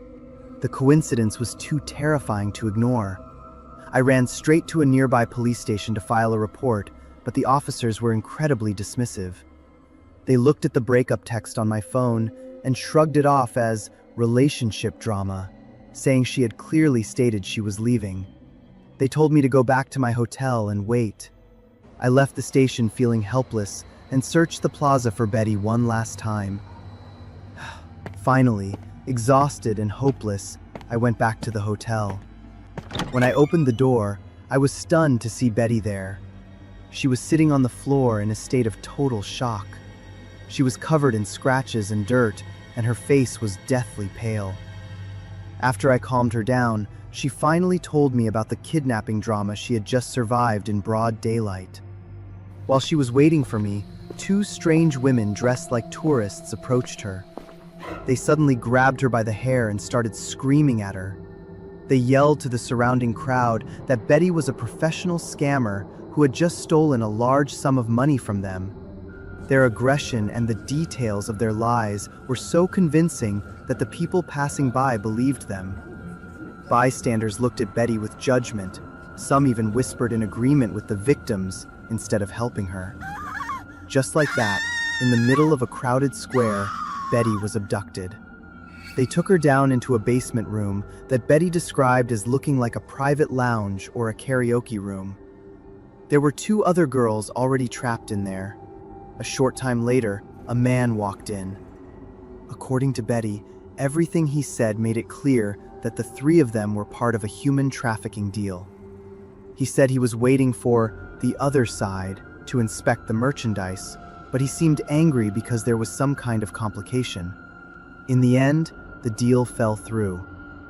After a tense standoff, the kidnappers decided to let all three girls go. Before they left, the men made a very clear threat. If anyone went to the police, the consequences would be fatal because they knew how to find them. It was obvious then. The breakup text I received had been sent by the kidnappers. I immediately insisted on going back to the police to show them the location of the basement and take down the gang. But Betty was so traumatized by the threats that she flatly refused. She just wanted to leave Santa Fe immediately and never look back. We had the biggest fight of our lives over this. I felt that staying silent was helping criminals, but she felt I wasn't being sensitive to her safety or the safety of our families. In the end, we drove back to Los Angeles without reporting it. But what happened in Santa Fe didn't stay there. It lingered between us. Betty became more and more withdrawn. I couldn't get over my feelings of helplessness and anger. Eventually, after many more arguments, we broke up. That story is a painful lesson I will never forget.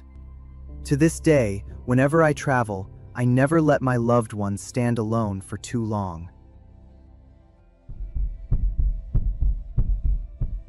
My name is Emily. 2 years ago, I was 25 and living a stable life in a quiet suburb of Vermont. My life was pretty simple back then, working as an accountant. I used to dream about having a cozy home with a warm-hearted man to share the long winters with. That was the reason I downloaded Tinder and met Daniel. Daniel was 31 at the time and a third-generation manager for a well-known hotel chain. He had everything a woman could want: a solid career, good looks, and a very attentive way about him.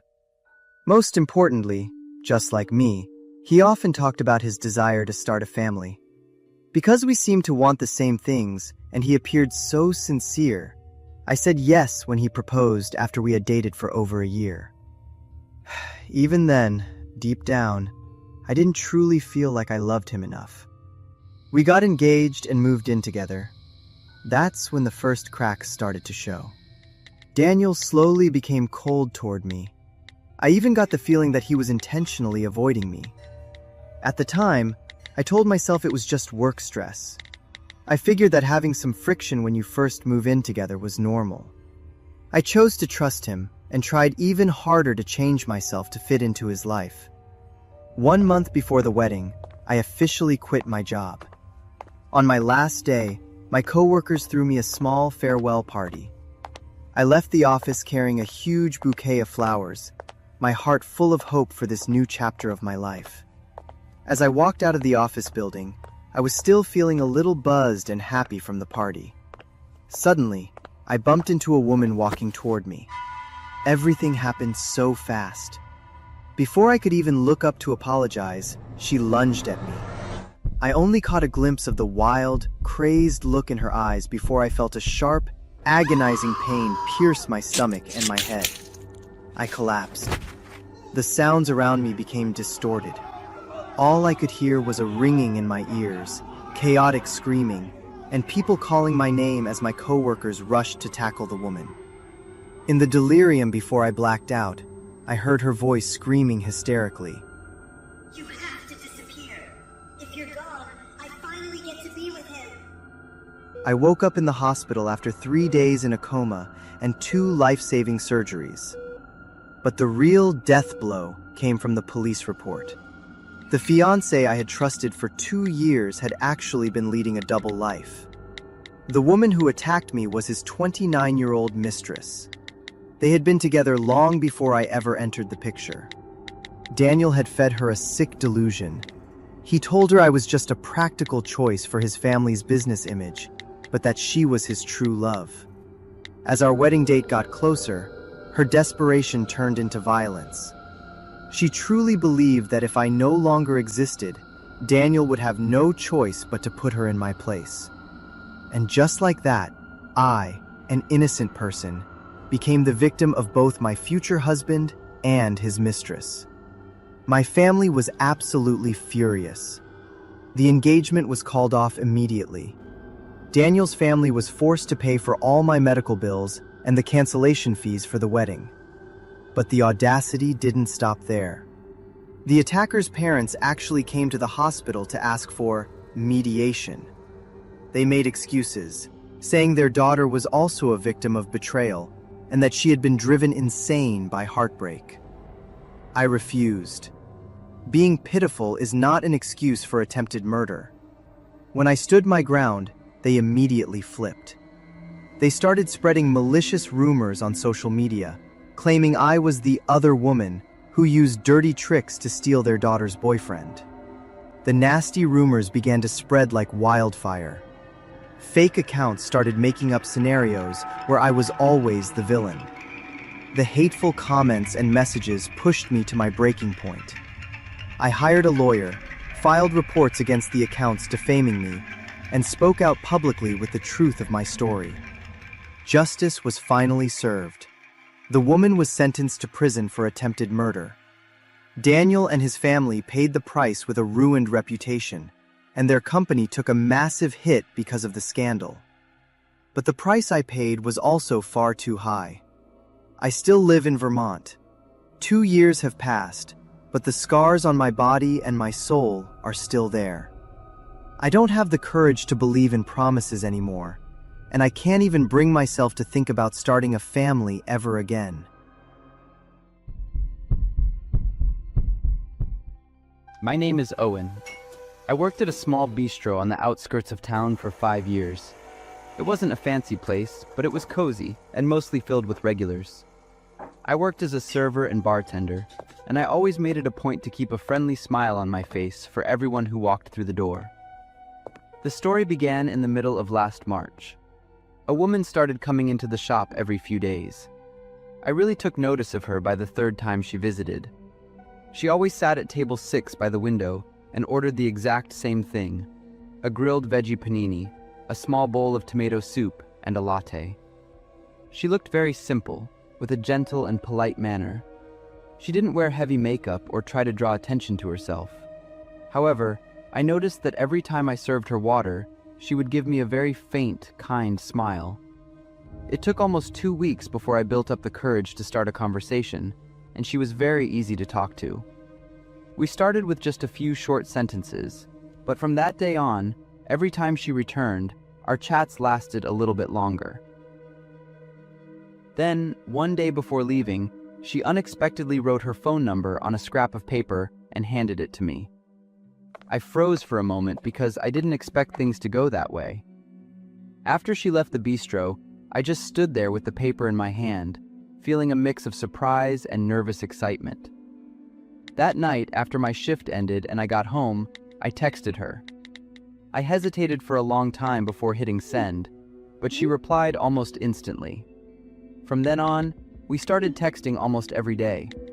Our conversations became more and more natural. 3 weeks flew by, and checking for her messages became a daily habit that I truly looked forward to.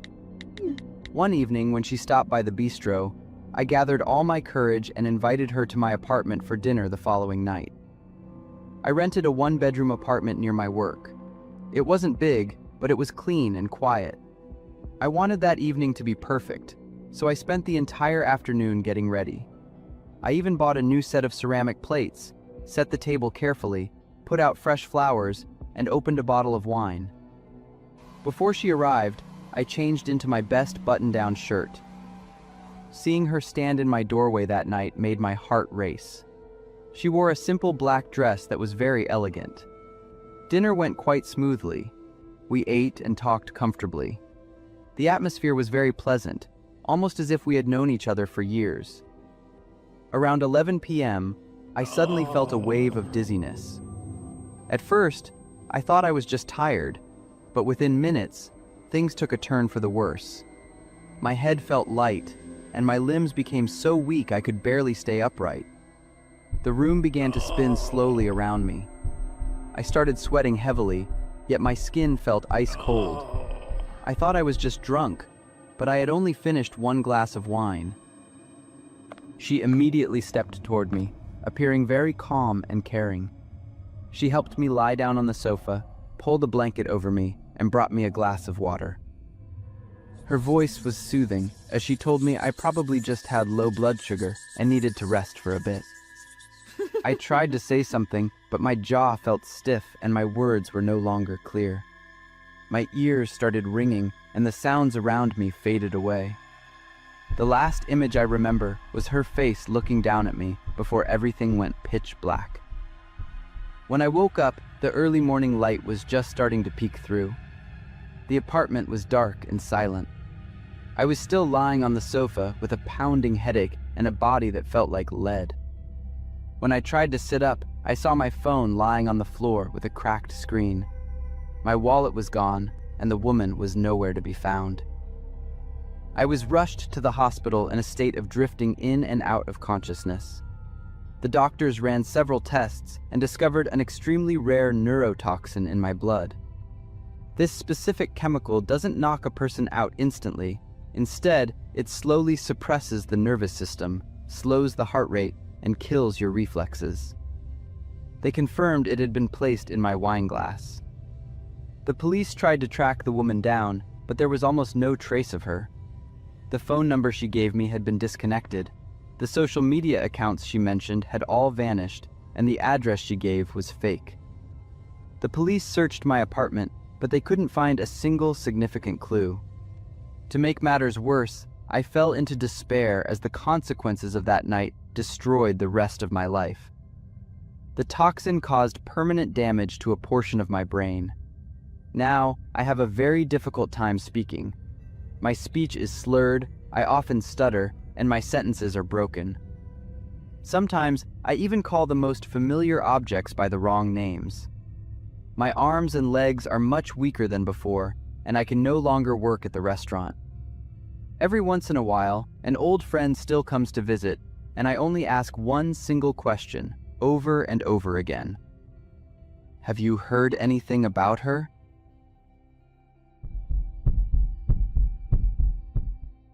This experience completely changed my perspective on what people call intuition. My name is Kate. A few months ago, I finally got pregnant after nearly 2 years of trying.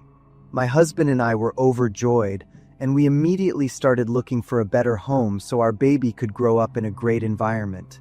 After weeks of searching, we found a gorgeous old house sitting alone on a small hill in a nearby semi-rural town. The strange thing was that the price was unbelievably cheap. I looked at the photos of the interior and was instantly impressed. I told my husband we had to go see it in person right away. Thanks to an inheritance from my grandparents, we were in a great financial position and could afford to buy it outright without a mortgage. The day we went to see the house, I was even more amazed because it looked much better in person than it did in the pictures. I was ready to sign the contract on the spot. My husband, however, felt the exact opposite. The moment we stepped inside, he became unusually quiet. His face was tense and strained. Even though it was a chilly day, he kept wiping sweat from his forehead, and his eyes kept darting toward the door that led to the basement. When I asked him what was wrong, he jumped as if he were startled. I was confused because he wasn't acting like himself at all. As soon as the real estate agent stepped outside to take a phone call, my husband grabbed my arm and whispered to me. He said very quietly that something was wrong with the house. He told me the basement felt like he was staring into a bottomless black hole. He had a powerful gut feeling that something evil was down there, waiting for someone to come down. I just stared at him blankly. At first, I almost wanted to laugh. I tried to brush it off and kept rambling about the perfect layout and the amazing price we couldn't pass up. But my husband abruptly cut me off. He gripped my shoulders and looked me straight into the eyes with a level of seriousness I had never seen before. He practically begged me to listen to him just this once. My husband is a civil engineer. He is extremely rational and calm. I knew he wasn't the type to make things up. I asked him softly, "Do you really want to leave?" He answered without a second of hesitation, "Yes, right now." We left immediately, leaving the real estate agent standing there looking completely baffled. A few weeks later, we bought a different house. It wasn't as beautiful and cost a bit more, but the atmosphere was peaceful. Our lives settled down, but a small part of me remained frustrated and curious about that old house. One night, my curiosity finally got the better of me, and I started searching for the address of the old house online. The search results I found in the middle of the night left me paralyzed with fear. That house on the hill was actually the scene of a horrific crime that the agent had hidden from the listing. 15 years ago, a couple lived there. The wife was obsessively in love with her husband and had a sick fear that he would leave her because she couldn't have children. This led her to a twisted plan. During an argument, she pushed her husband down the basement stairs and locked the door, trapping him inside. The man didn't die. He only suffered minor injuries from the fall. But that wasn't a stroke of luck. It was the beginning of a nightmare. For many years afterward, he was kept prisoner in that dark basement. Every day, the wife slid food to him through a tiny slit in the basement door. Meanwhile, she lived a normal life upstairs as if nothing had ever happened. It wasn't until the wife passed away from old age that people finally broke the door down. They found two bodies, one lying peacefully in the bed upstairs and a shriveled skeleton curled up in the basement. After reading the full history of that house, I felt a violent chill run down my spine. I am so lucky we didn't buy that place. It truly feels like a miracle that my husband's intuition was so terrifyingly accurate. I thought I'd gotten a great deal on a house until I discovered the horrifying secret hidden inside. I'm Maya, a freelance designer. In March of last year, I decided to leave Los Angeles. City life had exhausted me. The endless traffic, skyrocketing rent, and the feeling of loneliness in a city of millions. I wanted to find a quiet place, a small town in Northern California, to start a new life. I finally chose a small town called Grass Valley, nestled among the pine forests of the Sierra Nevada. On Craigslist, I found a house for an unbelievably low price. I called the seller immediately. "Hi, I'm Will," a tired voice answered. I asked about the house, and he explained that it was old in a secluded area, and he wanted to sell it quickly. Will emphasized that he only accepted cash because he didn't trust banks or real estate agents. I scheduled a time to see the house before making a decision. A few days later, I drove 3 hours from Los Angeles to Grass Valley to see the house. Will was a middle-aged man with an unapproachable demeanor. The house was old but sturdy, surrounded by many trees and about 5 miles from town. When I asked him why he was selling it so cheaply, Will was silent for a moment, then said, "My wife, Ella, disappeared 2 months ago. I'm desperate to find her. Everything in this house reminds me of Ella, and I just can't stay here anymore." I was quiet after hearing Will's story, feeling sympathy for him instead of the unapproachable feeling I had at first. As Will showed me around the house, I heard a faint scratching sound from inside a wall somewhere. "What's that?" Will shrugged. "Squirrels and mice. They've been a problem for years. It's because of all the trees around here." Will generously offered to include all the tools and building materials if I agreed to buy the house, since he didn't need them anymore. I signed the contract that same day and gave Will the full amount in cash. Before he left, he stood there for a long time, looking around as if he was very attached to the place. 3 days later, I moved in with my best friend Levi to help me fix up the house. Levi is a contractor, so I completely trusted him to make all the decisions. On the first day, we planned to repaint the living room. As we took down all the items hanging on the walls, I noticed a picture of a woman with long hair. This must have been Ella, the wife Will mentioned. I carefully put the picture in a corner. When we started painting the walls, the scratching sound returned. This time it was louder and more frantic. "That animal sounds pretty big and strong," Levi said. "We should probably call a service to handle it." We turned on some music to drown out the noise and continued our work. By the third day, as we were cleaning out the basement, I heard a faint sound, like someone crying. "Did you hear that?" I asked Levi. He stopped what he was doing and listened. "It's probably just the wind." But the next day, the crying returned, along with some screaming. At this point, we started to feel uneasy, but I had put all my money into this house. I had no choice but to continue with my plan. The next day, while doing some repairs in the basement, we discovered a wall that looked strange. The bricks and mortar were newer than the rest. "This wall was built recently," Levi said, touching the surface. "There might be another room behind it." After some discussion, we decided to break down the wall. After nearly an hour, we had created a large enough opening for us to go inside. Levi went first, shining his flashlight. Immediately, we were hit by an overwhelming stench. The flashlight beam swept around the room. We realized it was a small, windowless room with a low ceiling. Then I noticed the long brown hair of a woman. She was lying face down on the concrete floor, her body curled up. I screamed, clutching onto Levi, my heart pounding. He was also panicked and quickly shined the flashlight into another corner. But by doing so, we accidentally discovered the next horror. In the opposite corner, another woman was sitting, leaning against the wall, her head bowed. This time, Levi screamed even louder than I did. Suddenly, the woman slowly looked up. Her lips moved as if she was trying to say something. I started to walk towards the woman, despite Levi's attempts to stop me.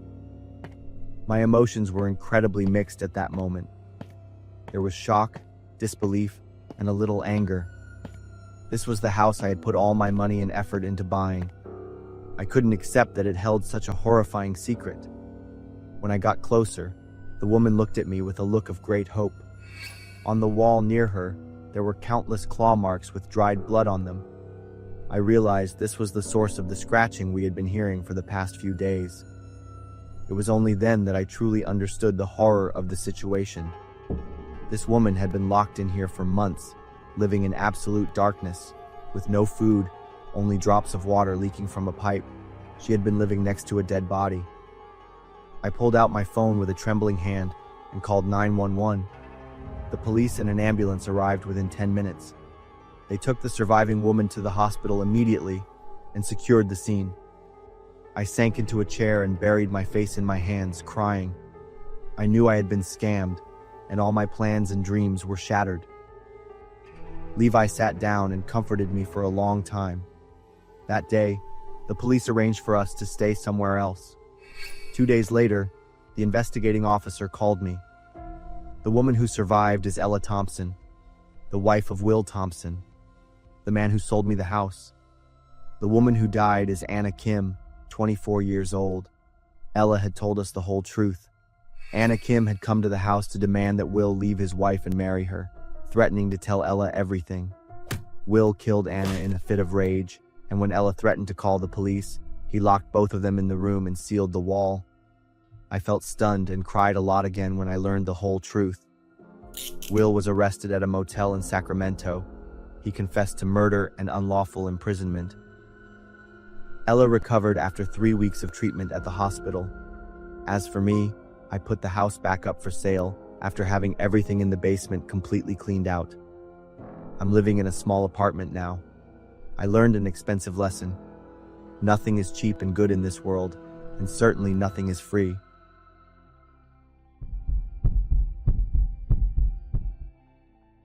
It's Thanksgiving today. It's chilly outside, but inside our small house, warm laughter mixes with the faint smell of roasted turkey. The whole family is gathered together after the big meal, eating dessert and sharing memorable stories from past holidays. We laugh as my son tells a story about playing hide and seek with the neighborhood kids. Then, a memory from a Thanksgiving many years ago rushes into my head. It happened when I was 7 years old, and no matter how many holidays have passed, it has never truly left my mind. My family lived in a quiet neighborhood in the suburbs. Right next door was the house of Mrs. Edith, a woman famous for being odd and extremely lonely. Her house was always gloomy, with tall overgrown grass in the yard and curtains closed all day long. The kids in the neighborhood used to call her the witch. Whenever we played nearby, she would slide open a window, look down with cold, sharp eyes, and yell at us. For me, the fear was much worse. Every time I walked past her house, I would get a strange, chilling feeling down my spine. A few times I glanced up and saw Mrs. Edith standing there, staring at me from an upstairs window. After that, I would take a deep breath and run all the way home every time I passed her house.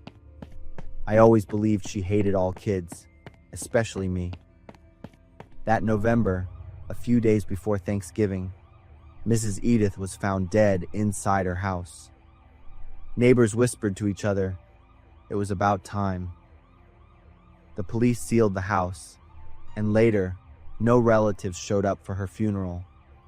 I heard my parents say she had no living family. Everyone in the neighborhood was used to her living alone for decades. On that Thanksgiving day, after our family dinner, I asked my parents if I could go outside and play with my friend. It was already dark, and the roads were still wet from an afternoon rain shower. When I walked past the alley behind Mrs. Edith's house, I suddenly stopped. A faint glow of light was leaking out from the back door of the sealed house. I stepped closer. The weak light inside shone through the crack in the door and onto the dusty, foggy glass pane. Through the thin layer of dust, I suddenly saw a figure. My breath caught in my throat. The person stood absolutely still, right behind the glass door. Even though the blurry glass distorted everything, I could still see that the person was looking straight at me. The most haunting thing was the two deep black eye sockets, empty like two bottomless holes. I stood there frozen, my arms and legs stiff, completely numb. Then, a creak sound came from the door, which jolted me awake. I let out a piercing scream and dashed out of the alley. I swore the figure I saw was definitely Mrs. Edith. When I got home, I didn't dare tell anyone. My parents would think I was hallucinating from watching too many horror movies. My friends would just laugh and call me a coward. I pulled the blanket over my head and lay still. I tried to tell myself I was just imagining things, but the fear just grew bigger and bigger, making my sleep restless all night long. A week later, the main road was blocked by a truck unloading furniture. With no other way to go, I was forced to take the small alley behind Mrs. Edith's house. I tried to walk as fast as I could, looking down at the ground. Near the end of the alley, I was surprised to see Mr. Adams standing there, quietly looking at Mrs. Edith's house. He lived in the neighborhood too, and everyone knew him.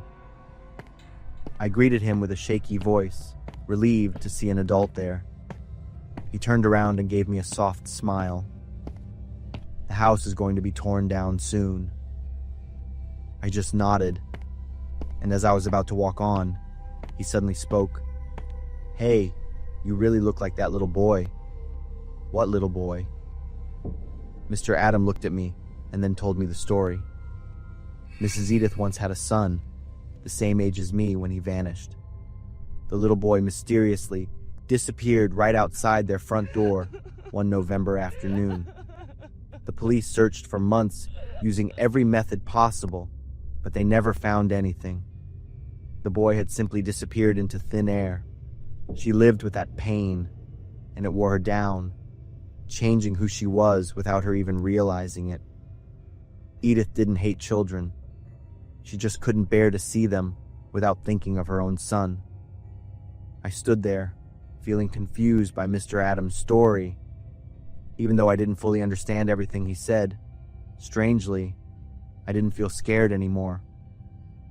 I slowly turned my head and looked at Mrs. Edith's house one last time. Through the window glass, I saw a picture of a younger Mrs. Edith with a little boy. They were smiling very happily. Now that I am a father myself, I can finally understand how much loss can absolutely crush a person. Mrs. Edith wasn't a witch. She was a mother, trapped in a pain she had no one to share with. On a recent trip to visit my parents, I looked over at the spot where Mrs. Edith's house used to be. Her house is gone now, replaced by a bigger, beautiful new house where a happy family lives. I hope their happiness can offer some comfort to Mrs. Edith's soul, even if just a little bit.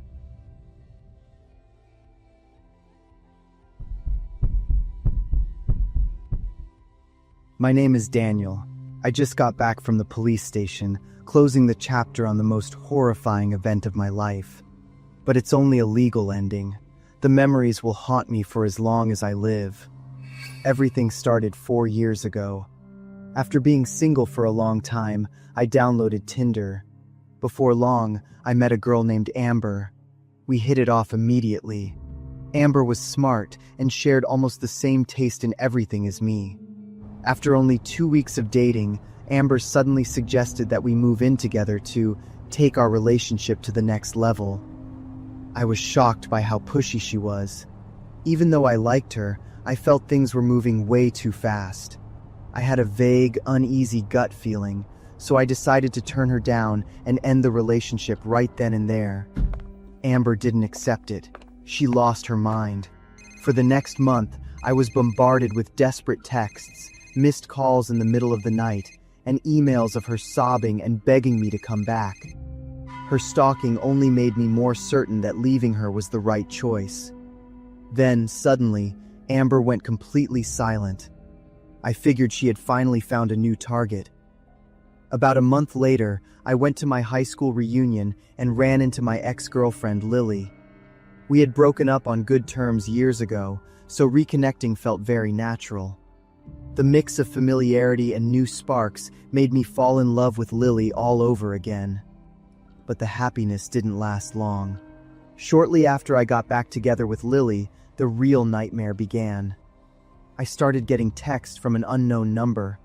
The messages were incredibly sick. "You're making a mistake," and "You're going to pay for this."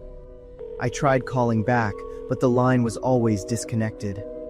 Lily started getting the same threatening messages too. She was terrified, crying all the time, and wouldn't leave my side.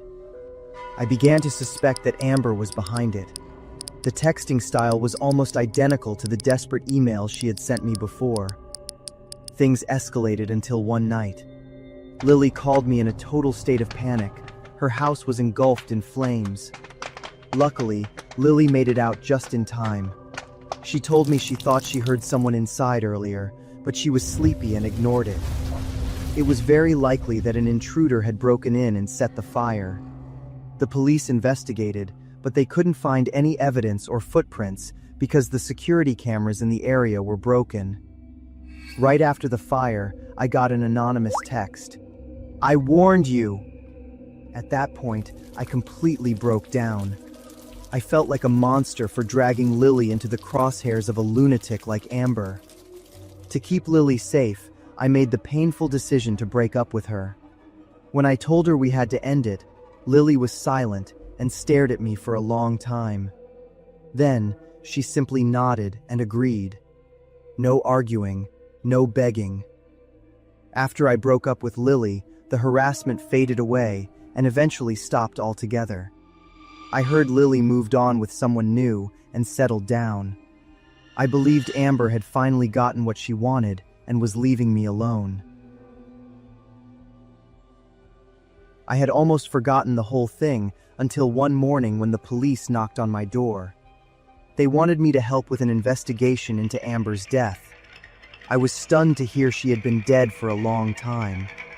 The next piece of information from the police was even more shocking. The killer was Lily. It turned out that after our first breakup years ago, Lily never actually let me go. She had been secretly stalking me for a long time.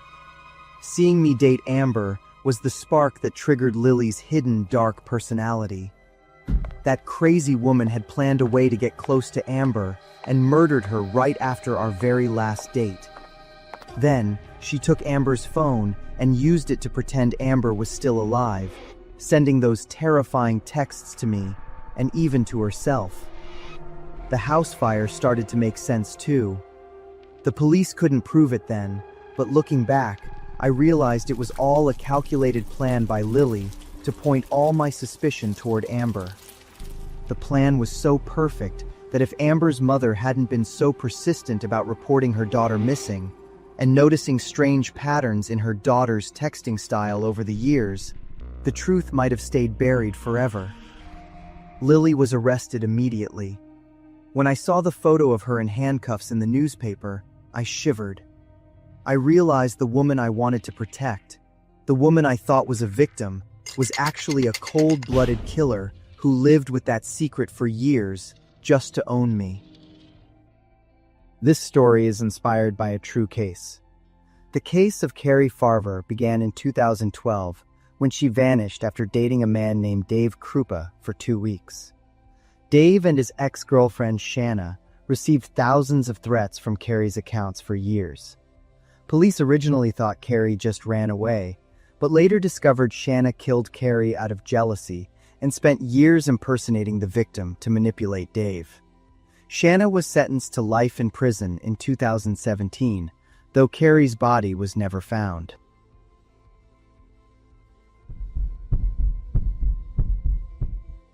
I have never told this story to anyone. It is a scar that runs too deep, a secret I have spent my entire adult life trying to bury. I was 19 years old back then. At that age, I was filled with an extreme sense of rebellion. I hated the constraints of my family and wanted to break every rule. That was when I met Peter. Peter wasn't like anyone I had ever known. He lived recklessly, freely, and intensely. With him, I felt like I could truly be myself without being judged or forced to change. So I ran away from home to be with him. We survived by shoplifting from convenience stores and small grocery marts. I learned street skills from Peter. He was also the one who introduced me to drugs. We leaned on each other, just drifting through life like ghosts. Disaster struck when Peter was caught during a theft. He was sentenced to 3 months in a local jail, while I was lucky enough to only be put on probation. During those 3 months, I lived alone, struggling through the agonizing pain of withdrawal and missing him like crazy. I had no idea that while he was locked up, Peter was forced to get completely clean. It was a requirement of the jail, and he was actually sober by the time his release date approached. The day Peter was released, I was so happy I felt like I was losing my mind. I had a gift ready to welcome him back, a $10 bag of heroin. The moment we met outside the jail gates, we threw our arms around each other in pure joy. We hurried into a quiet, secluded alleyway, hidden from everyone's sight. I pulled out the gift. Peter looked at me, and for a split second, I saw a flash of hesitation in his eyes. But in the end, his old addiction and his desire to please me won. We used the drugs together. I had missed that floating sensation and the way the world spins for 3 long months. Eventually, we drifted off into a deep sleep in each other's arms. I don't remember much of what happened next. My memory is a blurred mess of being conscious and being blacked out. The only thing I felt clearly was Peter beside me. I felt completely safe and at peace. At one point, I felt Peter fidgeting as if he wanted to leave or get up. But because I wanted to keep him in my arms, I grabbed his sleeve and pulled him closer, hugging him as tight as I could. When I finally woke up, the sun was starting to come up. A few seconds after I cleared my head, I realized something was wrong. Peter's body in my arms was ice cold, and his skin was a bruised, purplish color. I tried to convince myself he was just in a very deep sleep, but when I touched his chest, there was no heartbeat. I froze for a few seconds before total panic set in, and then I scrambled up, screaming his name over and over. No matter how hard I shook him or how loud I yelled, Peter didn't wake up. Then, terror hit me as I realized I was sitting next to a corpse. In a moment of total panic, I did the most cowardly thing of my life. I ran. I bolted out of that alley, leaving his body lying there among the trash. Later that afternoon, I overheard some homeless people talking about a man's body found in the alley. The police concluded it was a typical overdose death of a wandering addict. There was no big investigation, and no one came looking for me. Given Peter's situation, I knew they just saw it as another typical death of a young addict and didn't look into it further. Even though I wasn't prosecuted, the haunting in my mind is 1,000 times worse than jail. I realized that when Peter was fidgeting that night, he wasn't trying to leave me. He was reaching out for help. He was desperately searching for a way to survive while I, blinded by my own selfishness and the drugs, held him tight, accidentally choking off his last chance at life. I had slept soundly on top of the cooling body of the person I loved most.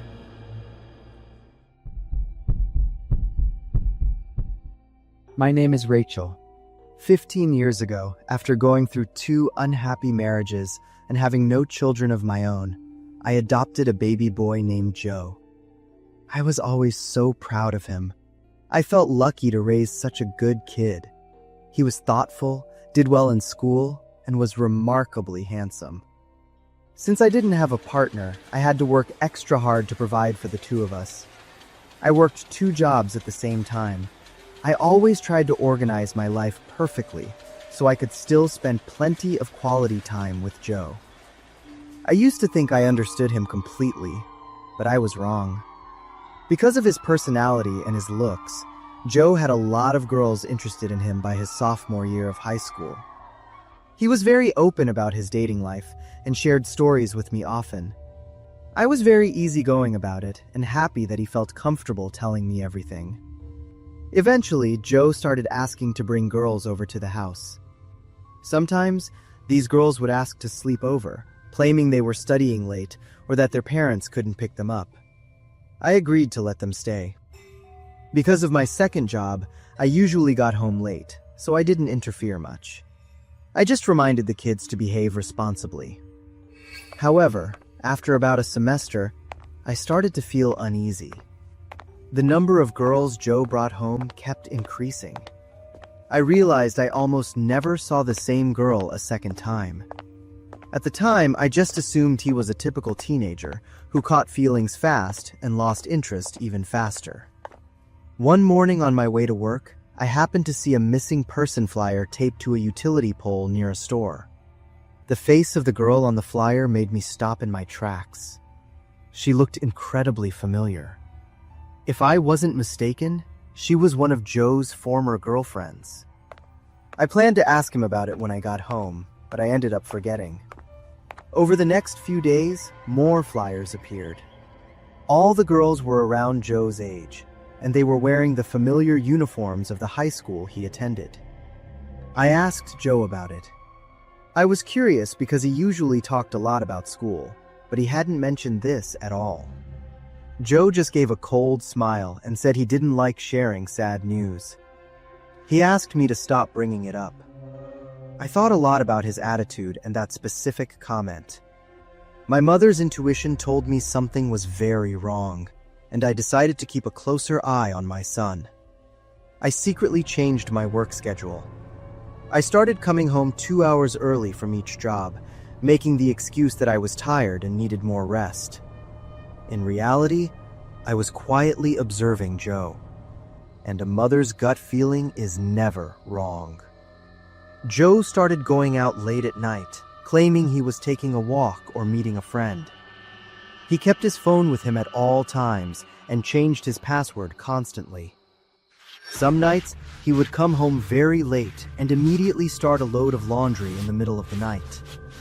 One day when Joe wasn't home, I snuck into his room to check around. The room was clean and organized, just like always. But while looking through his notebooks and papers, I found a stack of papers hidden deep under a pile of documents. When I pulled them out, I was horrified. They were all the missing person flyers for the high school girls who had disappeared over the past few months. On each flyer, there were handwritten notes. They were judgmental comments like, "Too noisy," "Can't keep a secret," or "Too demanding." The handwriting undeniably belonged to my son. What I read next in Joe's diary was truly nightmare-inducing. Entry 1. She was noisier than I thought. The screaming was so annoying. Entry 2. Getting better. Being more forceful is definitely the best method. Entry 3. Perfect. Keep doing it this way. All of these notes, combined with the strange behavior I had seen over the past few days, led me to one single terrifying conclusion. Joe was the killer. I stood there frozen for a long time. I asked myself if this was really the sweet boy I had raised for 15 years. It has been almost a week since I read those words. I am constantly in a state of panic and fear. I have thought about calling the police, but if my suspicions are true, I don't know how I could face the reality of it. Then I try to tell myself it's all a big misunderstanding and that I'm just overthinking things. I can't act natural around Joe anymore. The more I look at his familiar face, the more like a stranger he becomes. During dinner tonight, Joe suddenly looked directly at me. His gaze made me shiver. He stared deep into my eyes as if he were searching for something. Then Joe gave a slight smile and asked, "You've been acting different lately, Mom." It's almost like you found out a secret, isn't it?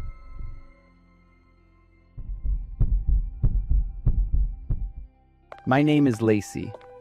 I am the only daughter of the Whitmore family, the wealthiest lineage in this region for 4 generations. We live in a massive estate with dozens of full-time staff members. My father was Edward Whitmore. He was a man who controlled everything. Every small detail of the house, every business move, and especially me. I never felt like I was allowed to be my own person. Growing up under his thumb created a strange mix of frustration and arrogance inside of me. Then, One night, my father suddenly passed away. It was 3 in the morning, right in the primary bedroom he shared with my mother. The doctor concluded it was a sudden heart attack. My father was over 60 and under immense pressure running the company, so he had been warned about his heart health many times. When they carried his body out, I froze at the sight of his face. His mouth was hanging wide open, and his eyes were bugged out in total panic. He didn't look like someone who had died in pain, he looked like someone who had died of pure terror. My mother couldn't accept the doctor's conclusion. She spiraled into a breakdown after the funeral. It wasn't just grief, though. She became mentally unstable. She insisted that something, or someone, had killed my father. She claimed that something stood at the foot of her bed every single night. Even though she couldn't see a face, she said she could feel a cold, hateful gaze staring back at her. During the day, she was distracted and slow to react, jumping at the slightest noise. She checked the bedroom door locks constantly and demanded the servants bolt every single window before sunset. Then the screaming started. Around 2 a.m., she would scream that something was lurking in the shadows, waiting to take her life. The staff and I were exhausted. I suggested she see a psychiatrist many times, but she always shot me down. She insisted she was perfectly sane and that she was the only one alert enough to notice the threat. She refused to listen to any other explanation. A month after my father died, my mother secretly contacted a medium from the next town over. At the same time, she quietly positioned 4 of her most trusted staff members to hide in the hallway. I only found out about this after the trap was already set, so I just shrugged it off. I went to my room and went to sleep like usual, leaving her to her paranoia. I don't know how long I was asleep, but I was jolted awake by a chaotic noise coming from the end of the hall. I heard my mother's piercing scream, heavy thudding footsteps, and the sound of a door being kicked open. I bolted out of bed and ran toward the noise. When I got there, the lights in my parents' suite were blindingly bright. The door was wide open, and the 4 staff members were pinning a man down in the center of the room. He was fighting like a wild animal, trying to break free and reach the open window. Within seconds, the men slammed him into the floor and forced his arms behind his back. I stepped closer and gasped when I saw his face. It was Daniel, the gardener. Daniel was about 30 years old. I didn't even know how long he had worked for us. I had only interacted with him once, but it was an encounter that made his face impossible to forget. I had been driving home in a foul mood after a tense meeting with my father's partners. Daniel was standing near the side gate, blocking the entrance. He told me he was planting new flowers and asked me to use the main gate instead. I lost my temper instantly. I couldn't believe a servant was telling me what to do. I drove straight forward, crushing every single flower bed he had worked on, and barked at him to replant them all. Daniel didn't say a word. He just watched my car pull away with a look that I was too arrogant to care about at the time. It wasn't until everything came to light that night that I finally understood the meaning of that look. It turned out Daniel was my father's illegitimate son. My father had abandoned Daniel's mother before he was even born. Daniel grew up in poverty, his hatred growing alongside him. When his mother died, he began his plan for revenge. He got a job as our gardener to learn our schedules and movements. For months, he had been slipping into my father's room at night. He didn't use weapons or threats. He simply stood there, destroying their mental health through pure psychological torment. His plan was halfway successful. My father's heart gave out from the stress, but my mother survived. It was her stubborn intuition and her refusal to be ignored that finally exposed him. The police hauled Daniel away in handcuffs that night. A heavy, somber mood settled over the villa. My mother sat in silence. She didn't cry, and she didn't say a word. Her eyes were no longer panicked, but they weren't relieved either. As for me, I realized the only thing I could say was, "I'm sorry." I hadn't believed her. I chose to stay out of it, viewing her fear as nothing more than weakness or grief. I had even felt by her screams. My father had planted the seeds of this hatred long ago. Daniel spent his whole life nurturing it, and I, in my blind arrogance, was the one who finally made it bloom.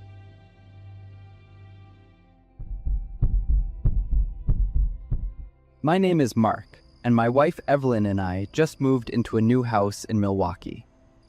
Everything was going as smoothly as we could have hoped for. After everything we had been through lately, we were both praying this place would be the fresh start we needed. However, Evelyn didn't feel completely at home. She started suffering from insomnia. Soon after, she began waking up in the middle of the night with a start, bolting upright and staring intensely into the corner of the room. Evelyn insisted there was something in the house watching us. I didn't believe her. I figured it was just a psychological reaction to moving into an unfamiliar environment. Then, Evelyn started talking about the basement. She claimed that every night she heard a very faint sound coming from down there, like something lightly scratching at the floorboards. I went down to check several times. I looked into every dark corner, but I never found anything out of the ordinary. There were no signs of mice or any disturbed dust. I started to get annoyed having to do it over and over, while Evelyn became more certain that something was living beneath us. One night, I was fast asleep when I woke up to the sensation of the bed shaking violently. It wasn't a tremor, it was a series of sharp, rhythmic jerks. I turned over and saw Evelyn struggling under the blankets, gasping for air. Her hands were flailing as if she were trying to push an invisible weight off her chest. I jumped up, grabbed her by the shoulders, and called her name repeatedly. It took several seconds before her eyes snapped open, looking at me with pure terror. Evelyn told me she had just seen a vision of a woman being buried alive. I tried to comfort her, telling her it was just a vivid nightmare brought on by stress.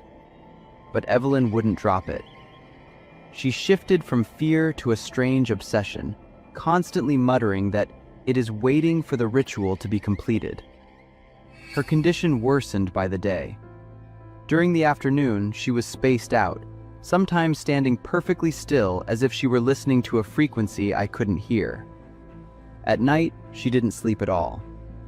I started thinking about taking her to see a doctor, but she firmly refused.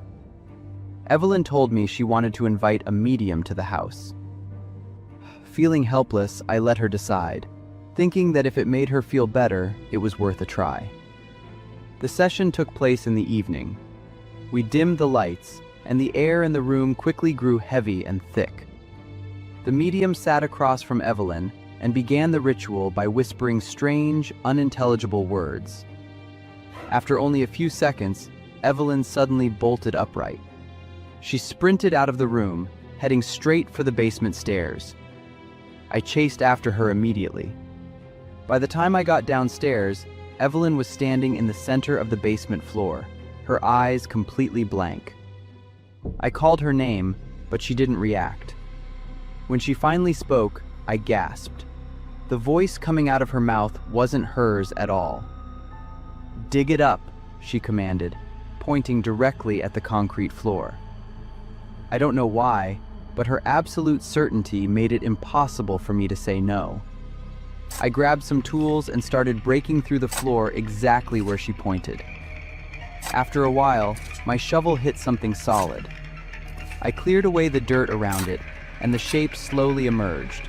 A long wooden box, looking very much like a homemade coffin, buried deep under the foundation. When I pried the lid open, I was horrified to find a human skeleton inside, lying perfectly straight and composed. The medium stood behind me and gasped in shock. "This spirit doesn't hold a grudge," she whispered. "It's not here for revenge. It's just trapped." At that moment, Evelyn, or whatever was speaking through her, began uttering fragmented, disjointed words. The medium communicated with the entity for a moment before giving us a clear explanation. The spirit was a woman. She hadn't died by suicide or murder. She had voluntarily climbed into that box. As a member of an extremist cult, she believed that by burying herself alive, her soul would leave her body and be reborn on a different plane of existence. But the ritual had failed. Her body died, but her soul was never able to fully depart. The spirit didn't want to hurt Evelyn. It reached out to her because Evelyn was a believer in the afterlife. That belief made her the perfect vessel for the spirit to communicate its plight. The air in the basement suddenly turned ice cold. The medium worked quickly to close the ritual, and Evelyn collapsed into my arms. We handed the remains over to the police, and even performed a small blessing ceremony to help the soul find peace. Evelyn slowly returned to her normal self. But even now, she says the feeling of being called hasn't entirely faded. As for me, I realized that some things I used to think didn't exist are simply things I hadn't been forced to face yet. After many years working in the funeral business, I've handled hundreds of funerals. People on the outside think my job is about death, but it isn't. It's about the living. I listen, guide, and do everything I can to help families say their final goodbye to someone they love. I've been doing this for 15 years. Everything tends to follow the same calm, steady rhythm. But the Harper family was an exception. Michael Harper, 22 years old, drowned while fishing at his family's cabin by the lake. According to the report, Harper was alone when the accident happened. His mother was the one who discovered the situation. Cause of death was ruled as a capsized boat. The body was recovered 2 days later. We got the call on Thursday evening. When I saw the condition of the remains, I had to strongly recommend a closed casket. Water does terrible things to a body, especially after drifting in it for 2 nights. Mrs. Harper came into the office to complete the paperwork. She wore a plain gray coat, hands clasped together, her expression unreadable. She sat down, staring straight ahead, and before I could even offer my condolences, she spoke. Closed casket. Don't open it, and don't ask. I assured her we would respect the family's wishes completely, but then she said something that made me freeze. He's not really in there, you know. I waited for her to elaborate. She didn't cry, didn't tremble, didn't show the kind of grief I was used to seeing. She told me that ever since the night her son drowned, he had been coming home every night at exactly 3 a.m. She insisted it wasn't a dream or a hallucination, but the truth. He comes in through the back door, soaking wet, dripping water just like when they pulled him out of the lake. At first, I thought she was speaking metaphorically. Grief often makes people say strange things. I started noticing puddles, hearing footsteps, the stairs creaking.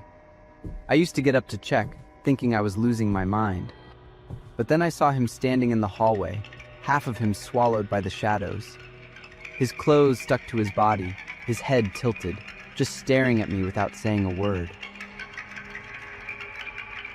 She told the story without a trace of emotion, and without trying to convince me it was real. When she handed me the photo for the obituary, I noticed her hands didn't even shake. In the picture, Michael was smiling brightly, holding a fishing rod, barefoot on a boat. We proceeded with the arrangements. Mrs. Harper didn't want flowers, didn't want a long ceremony, just enough for the family to gather. The casket was closed, but not because the body was in terrible condition, as I had suggested. The truth was exactly what she claimed. It was completely empty. Only a handful of people attended the service. Mrs. Harper sat in the back row, never once looking up, never looking toward the casket. Her eyes stayed fixed on the entrance door, as if she were waiting for someone. When the service ended and people quietly left, she walked up to me and said, "I have to do this, so others will think he's gone." Then she looked up at me, her face still blank. But I still see him.